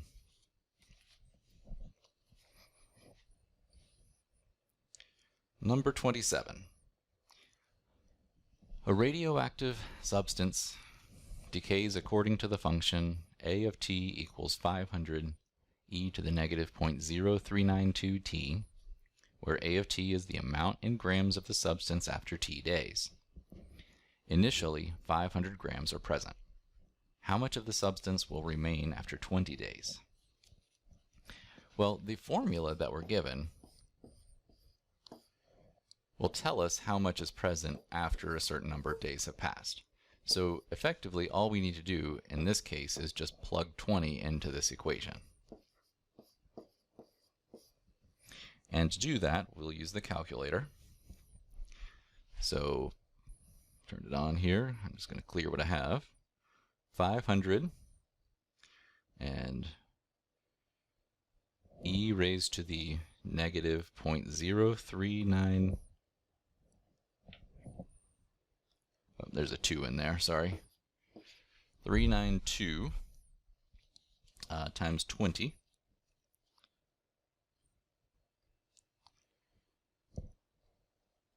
And we get 228, and I'm just going to round to the nearest gram here. So 228 grams.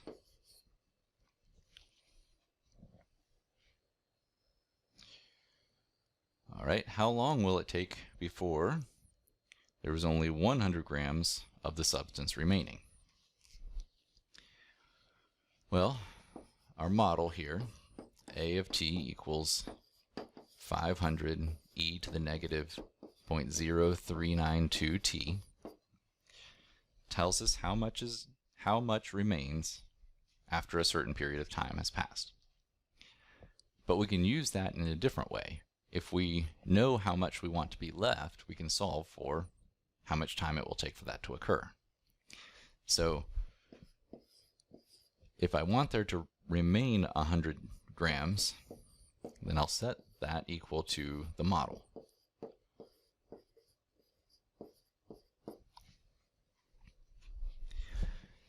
And solve it.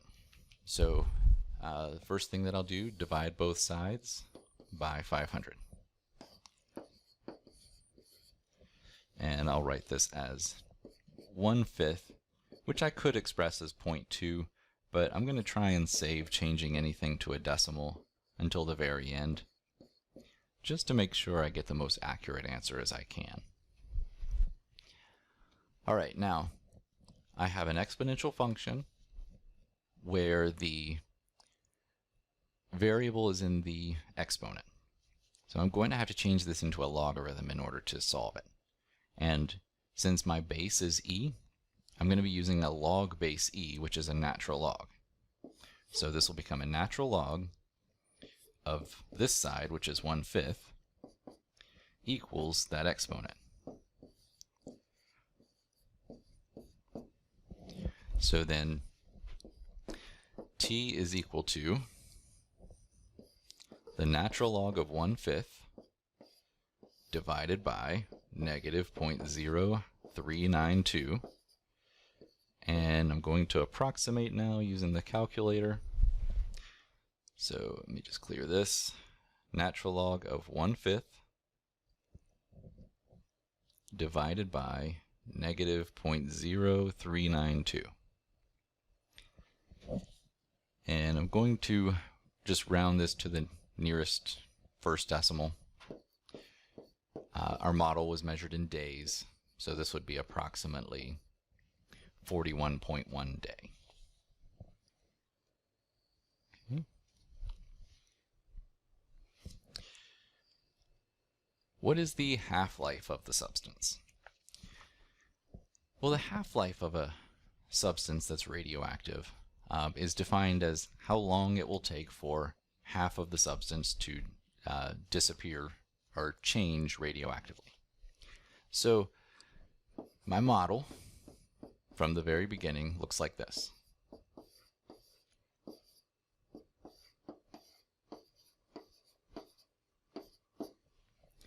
And there's 500 grams initially. So if I want to figure out how long it's going to take for half of that to decay, then I want to find out how long it's going to be until I have only 250 grams remaining. So then divide both sides by 500. So this becomes 1/2 equals e to the negative 0.0392t, or the natural log of 1/2 equals negative 0.0392t. So t is equal to the natural log of 1/2 over negative 0.0392, which can be approximated using the calculator, and that's what I'll do. So clear this off. Natural log of 1/2 divided by negative 0.0392. And I'll just round to the nearest first decimal again here. So 17.7 days it looks like. So that's how long it takes for half of the substance to decay.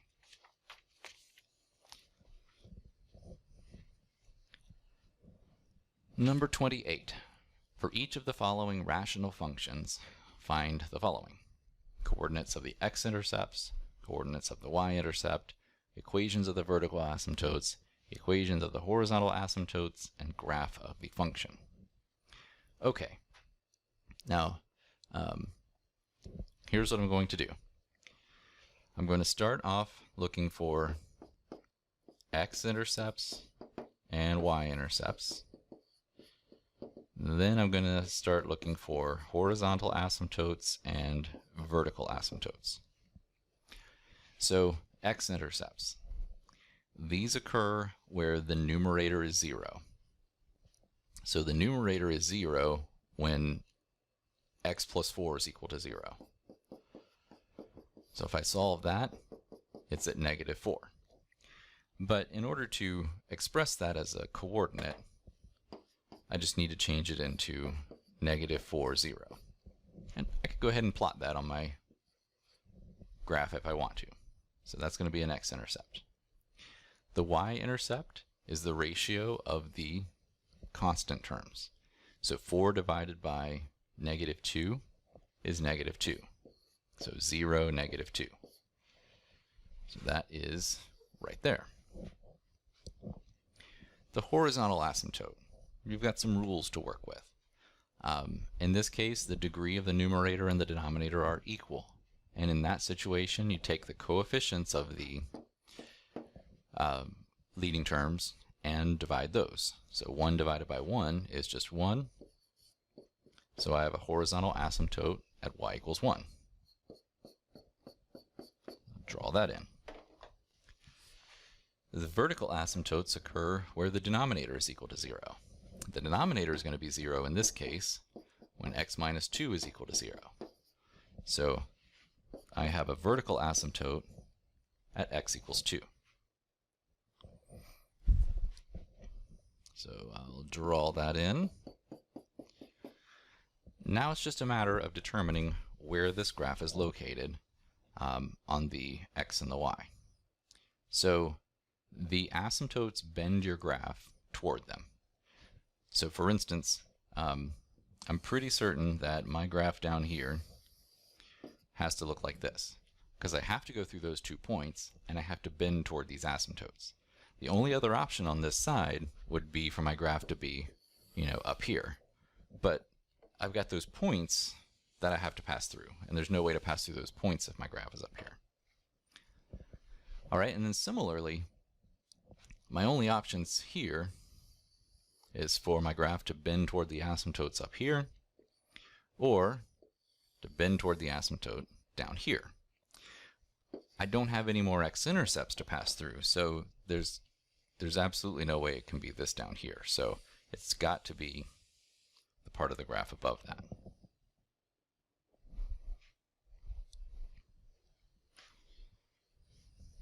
Okay, the next one is f of x equals x squared minus 5x plus 4 over x squared minus 4. So again, I'm looking for x-intercepts, y-intercepts, horizontal asymptotes, and vertical asymptotes. Now, it's going to be an advantage to express this in both factored form and unfactored form. It's already unfactored, so I'm just going to factor the numerator and denominator. In the last example, it was already both in factored and unfactored form because you had linear values. In this case, the numerator looks like it could be 4 and 1. And if they're both negative, they would multiply to positive 4, add to negative 5. In the denominator, I'm going to have x plus 2 and x minus 2. Which means for my x-intercepts, this is where I have zeros in the numerator. Well, I have zeros in the numerator at 4 and 1. So I'm going to plot those points, 4 and 1. Y-intercepts, it's still the ratio of those constant terms. So if positive 4 over negative 4 is negative 1, so 0, negative 1 is my y-intercept.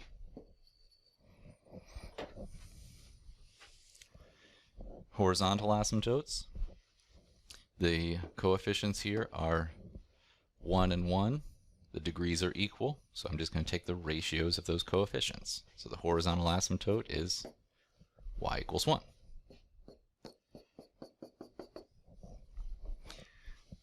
Now, the vertical asymptote. The vertical asymptotes occur where you have zeros in your denominator. And I have zeros in the denominator at x equals negative 2 and x equals positive 2. So negative 2, like right there, positive 2 right there. Now, I need to fill in my curve. I could use a sign chart, but I just don't think it's necessary again in this case.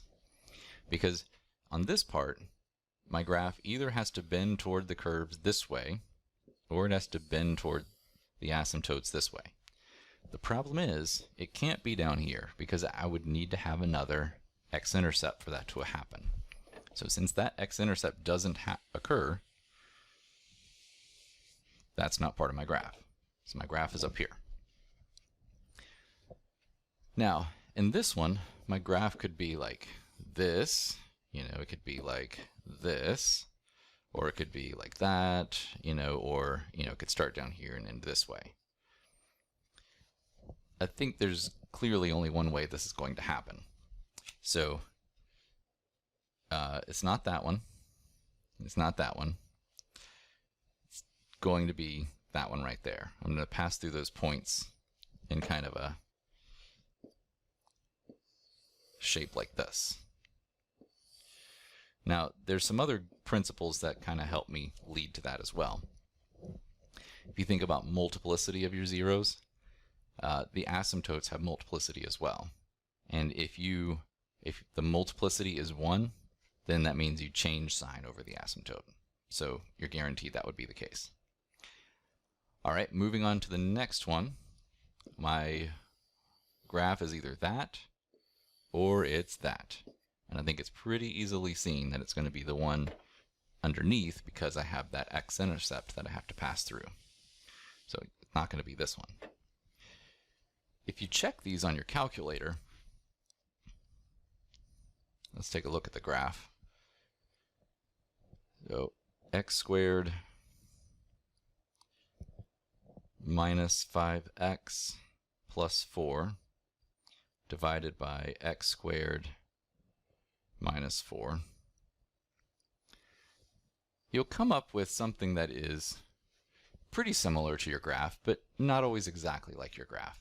It's definitely enough to verify that you have the right picture, though, because you can clearly see this portion right there. And here's your asymptote. Then you have this portion here, like that, another asymptote, and then the resolution of the calculator here is kind of falling apart, but you see that portion of the graph over there as well. And certainly it doesn't show the horizontal asymptote, but you can kind of visually see it right there, and I may have it a little higher than it's supposed to be, obviously, but you can kind of get an idea where it is. So use your calculator to check your answers. I wouldn't really rely on them to come up with the answers in these cases here. So, all right, let's move on to the next problem. Number 29. Solve the following system of equations. Now, you have a choice as to what you use to solve any system of equations that you're given. And if you're asked to use the Gauss-Jordan method, just keep in mind that the calculator uses the Gauss-Jordan method to come up with your answers. So really, all that's expected is for you to use the calculator to come up with it, if that's what's asked. So to show you how that's done, go into your matrix editor. And in this case, we want to set up a 3x4 matrix using the coefficients of our system. So I have x plus y plus z equals 2. So my coefficients are 1, 1, 1, and 2. In the next line, 2x plus y minus z equals 5. So 2, 1, negative 1, and 5. Then x minus y plus z equals negative 2. So x, y has the minus y has a negative coefficient, z has a coefficient of 1, and then finally a negative 2. Once you put your system in, go back into the matrix menu, and you're going to do math on it. Just scroll down till you see RREF, row reduced echelon form. Select that, tell it you want matrix A, hit enter, and it's going to solve the system for you, although you just have to interpret the solution,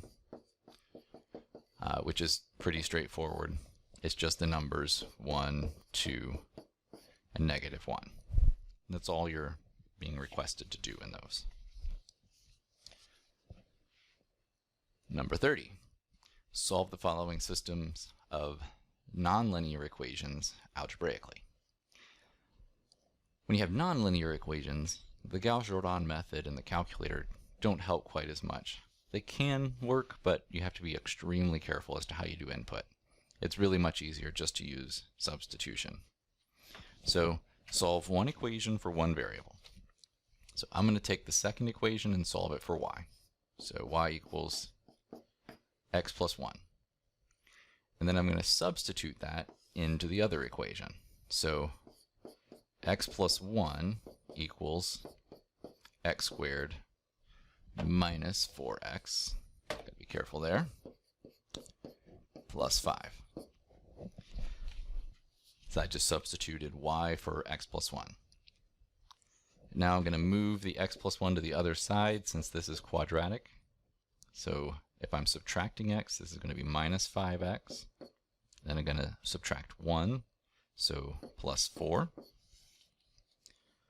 And this should be able to factor x and x, 4 and 1. If they are both negative, that's good. So x equals 4 and x equals 1. So these are both x values. Now to come up with the actual solutions, I need to plug into go back to this equation here, for instance, and come up with what y is. So when x is equal to 4, y is equal to x plus 1, so 4 plus 1, which is 5. And there's one solution, which is 4, 5. And then when x is equal to 1, y is equal to 1 plus 1, which is 2. So I have another solution at 1, 2.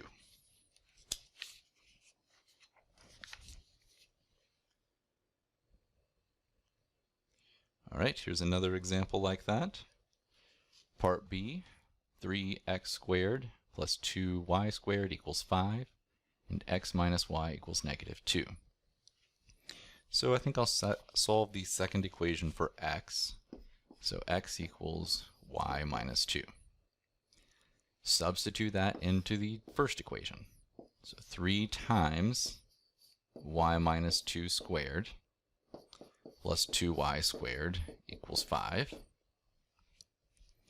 And I need to FOIL this out, so 3 times y squared minus 4y plus 4 plus 2y squared equals 5.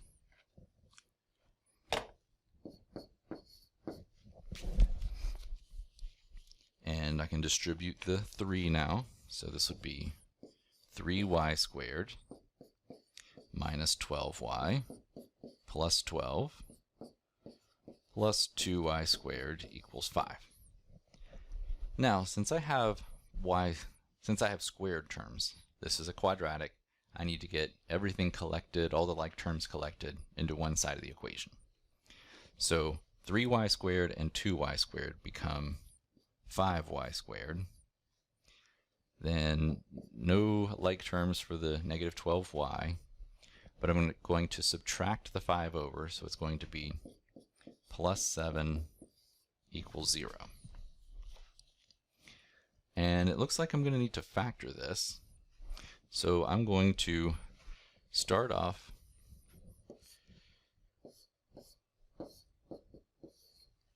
looking for two things that would multiply together to give me 5y squared.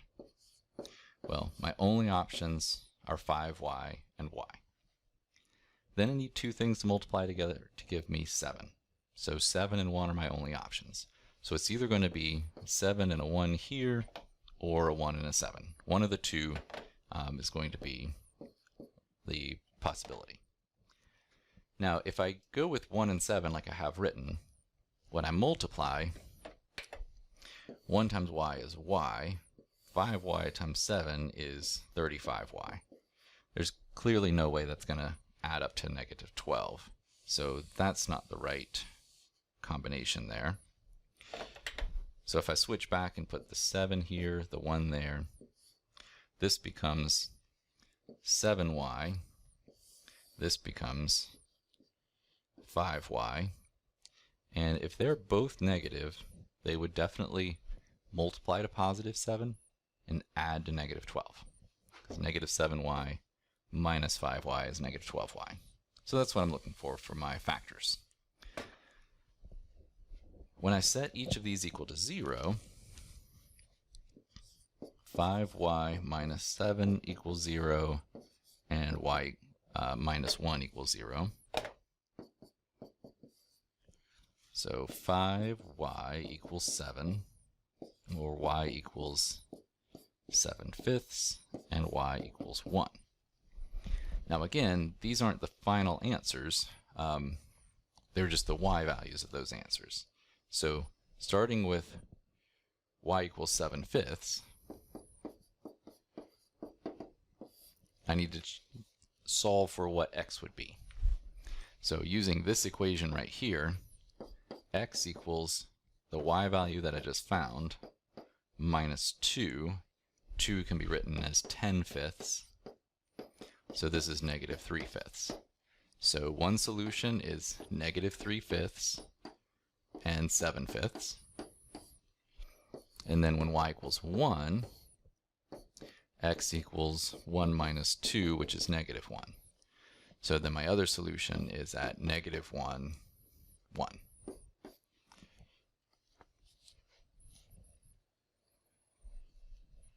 (31) Solve the following inequality and write your answer in interval notation. So it's a quadratic, which means I'm going to need to bring everything to one side of the equation and factor. Okay, in order to factor this, I would set up two sets of parentheses, and two things that multiply together to give me 2x squared would be 2x and x. And then two things that multiply to give me 5 would be 1 and 5. And I'm just going to first try 1 and 5 in these positions. So to check, 1 times x would be just an x. 2x times 5 would be 10x. And I think I can make this work if the 5 is negative and the 1 is positive. They would certainly multiply together to give me negative 5. But then this would be positive x and negative 10x, which would certainly also add to negative 9x. So these are the correct factors. Now, students often can get here, but then are confused what to do next. So the issue lies in, since this is a parabola, actually, I'll tell you what, let me graph it on the calculator so we can actually see this particular parabola. So under y equals, I'm going to graph 2x squared minus 9x minus 5. When I graph this, I'm looking for where this function is positive and where it's negative. So we're going to say green is positive. So right there, we're above the x-axis. Right there, we're above the x-axis, so we're positive. On this interval, which would kind of come around down like that or something, it's negative. So along here on the x-axis, that thing is negative. And along here, this thing is positive. So that's basically what we're looking for. But students get a little bit confused when we try and transfer this into a sign chart. So the sign chart, what it's doing is basically giving us a graph, but only in one dimension rather than in two. So the zeros here are positive 5 and negative 1/2.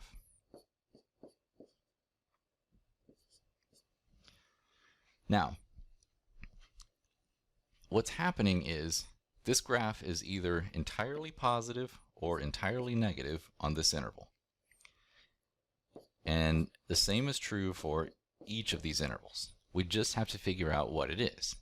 If you have your graph, you can absolutely say, okay, on this interval, the graph is entirely negative. You can see that. You can see where I have shaded in red. And then on these intervals, the graph is entirely positive. So you can see that visually as what I've shaded in green. What students often try to do is something like taking each of the factors and setting them greater than or equal to 0 and solving. You just don't get the correct answers that way, because when you have two numbers that are multiplied together, the way that they are positive or negative depends only on if the original numbers were positive or negative. So negative times a negative is positive. A positive times positive is positive. And negative times a positive is negative. So that's the only thing it's dependent upon. So That's what the sign chart is trying to show us.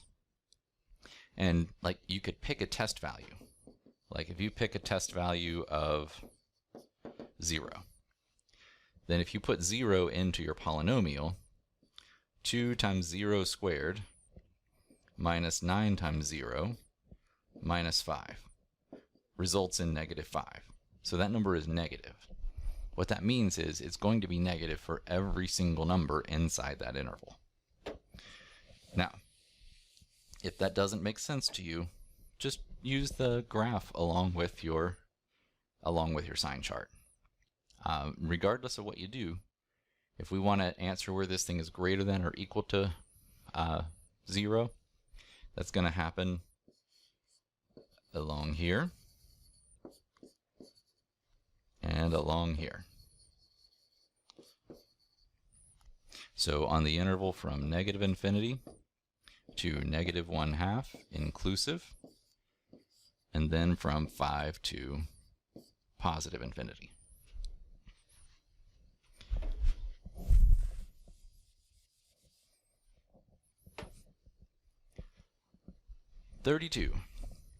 Solve the following systems of inequalities graphically. So x squared plus y squared is less than or equal to 25. 3x minus 5y is greater than negative 15. Okay, so starting off, we're going to graph these individual functions. So the top equation I recognize as a circle with radius 5. So I'm going to do my best to draw a nice circle radius 5 on my axis. You do want to make sure you're choosing either a dashed line or a solid line. In this case, because it's greater than or equal to, we would use a solid line. So I'm going to draw the nicest circle I can. Here we go. Now, I do need to shade this. So I'm either going to shade basically the inside of the circle or the outside of the circle. And so I just need to choose a point on the plane. And the easiest thing to generally use is the origin. So if I test the origin for the first, it would be 0 squared plus 0 squared is less than or equal to 25. Or 0 is less than or equal to 25, which is true. And because that's true, that's the part of the graph that I shade, which is the inside of this circle, because the inside contains the origin. Now, the next thing that I need to do is repeat this process, but for that line that's provided. And I'm going to switch to a different color here. So to graph this line, I'm going to solve it for y, because it's always easier that way. So 3x minus 5y is greater than negative 15. So negative 5y is greater than negative 3x minus 15. And if I divide both sides by negative 5, I get y is less than 3/5 of x plus 3. And remember, I turned this sign around because I divided through by a negative number. So 3/5 x plus 3. So I have a y-intercept of 3 and a slope of 3/5, which means I would go up 3, 2, 3, and to the right 5. 1, 2, 3, 4, 5. There's my next point. Up 3 over 1, 2, 3, 4, 5. Or I could go down 3 and back 5. So right there, so down 3. Missed my point there, sorry. 1, 2, 3, 4, 5. That looks good. Okay, once you have enough points to, accurately draw your line, just draw it in. In this case, make sure to use a dashed line because the original graph just had a greater than instead of a greater than or equal to. So I'm going to draw a dashed line for this line. Here we go. Now, I need to either shade above the line or below the line. And it really comes down to testing the origin again. So if I plug the origin into this equation, it would be 3 times 0, which is 0, minus 5 times 0, which is 0, is greater than negative 15. So 0 is greater than negative 15. And that is true. And because that's true, that's the side of the line that I shade. So everything on this side of the line is a solution to the line.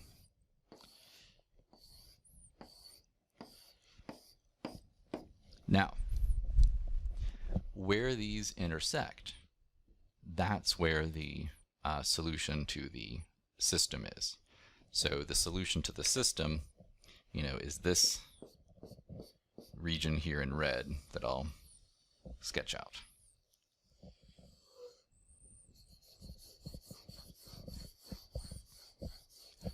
And what a mess I have on the board here, but that is the solution region. That's what I'm trying to depict here. So hopefully your pictures will look nicer. Next up, y is less than or equal to 2x minus 3, and y is greater than or equal to x minus 1 squared minus 2. Okay, so starting with the line, it's already in the form of y equals, so I'm going to plot my y-intercept of 3. I've got a slope of 2, so I go up 2 over 1, up 2 over 1, just keep repeating that, and get plenty of points so that I get a nice looking line. Or down 2, back 1, and so forth. Okay, and it's less than or equal to, so it's going to be a solid line, and then I'm just going to test the origin, which means I plug in 0. So 0 is less than or equal to negative 3. 0 is not less than 3, so that's false. And because it's false, it means I shade the side of the line that does not contain the origin. So I would shade down this way.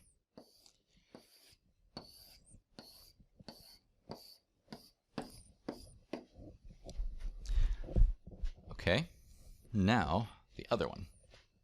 So this is a parabola, and it's shifted down 2 units and to the right 1 unit. So down 2 to the right 1, that's where my vertex is going to be right there. And then I'm just going to sketch in my parabola from here forward. And I'm using a solid line because this is in fact a greater than or equal to. And I just need to figure out what side I need to shade. Now, the origin I believe is contained here, but I'm not totally certain. I'll go ahead and try it anyway. The worst that can happen is I end up with 0 equals 0, which is fine. 0 is greater than or equal to negative 1 squared minus 2. So this would be 1 minus 2, which is negative 1. So 0 is greater than or equal to negative 1. And that is true. So the side of the line that contains the origin is what or the side of the parabola that contains the origin is what will be shaded. So I'm going to shade the inside of this. So when I shade the inside, I'll shade it in green. The part that got doubled up, it's like right through here. So that's the solution region. And that's what you want to depict in your final answer.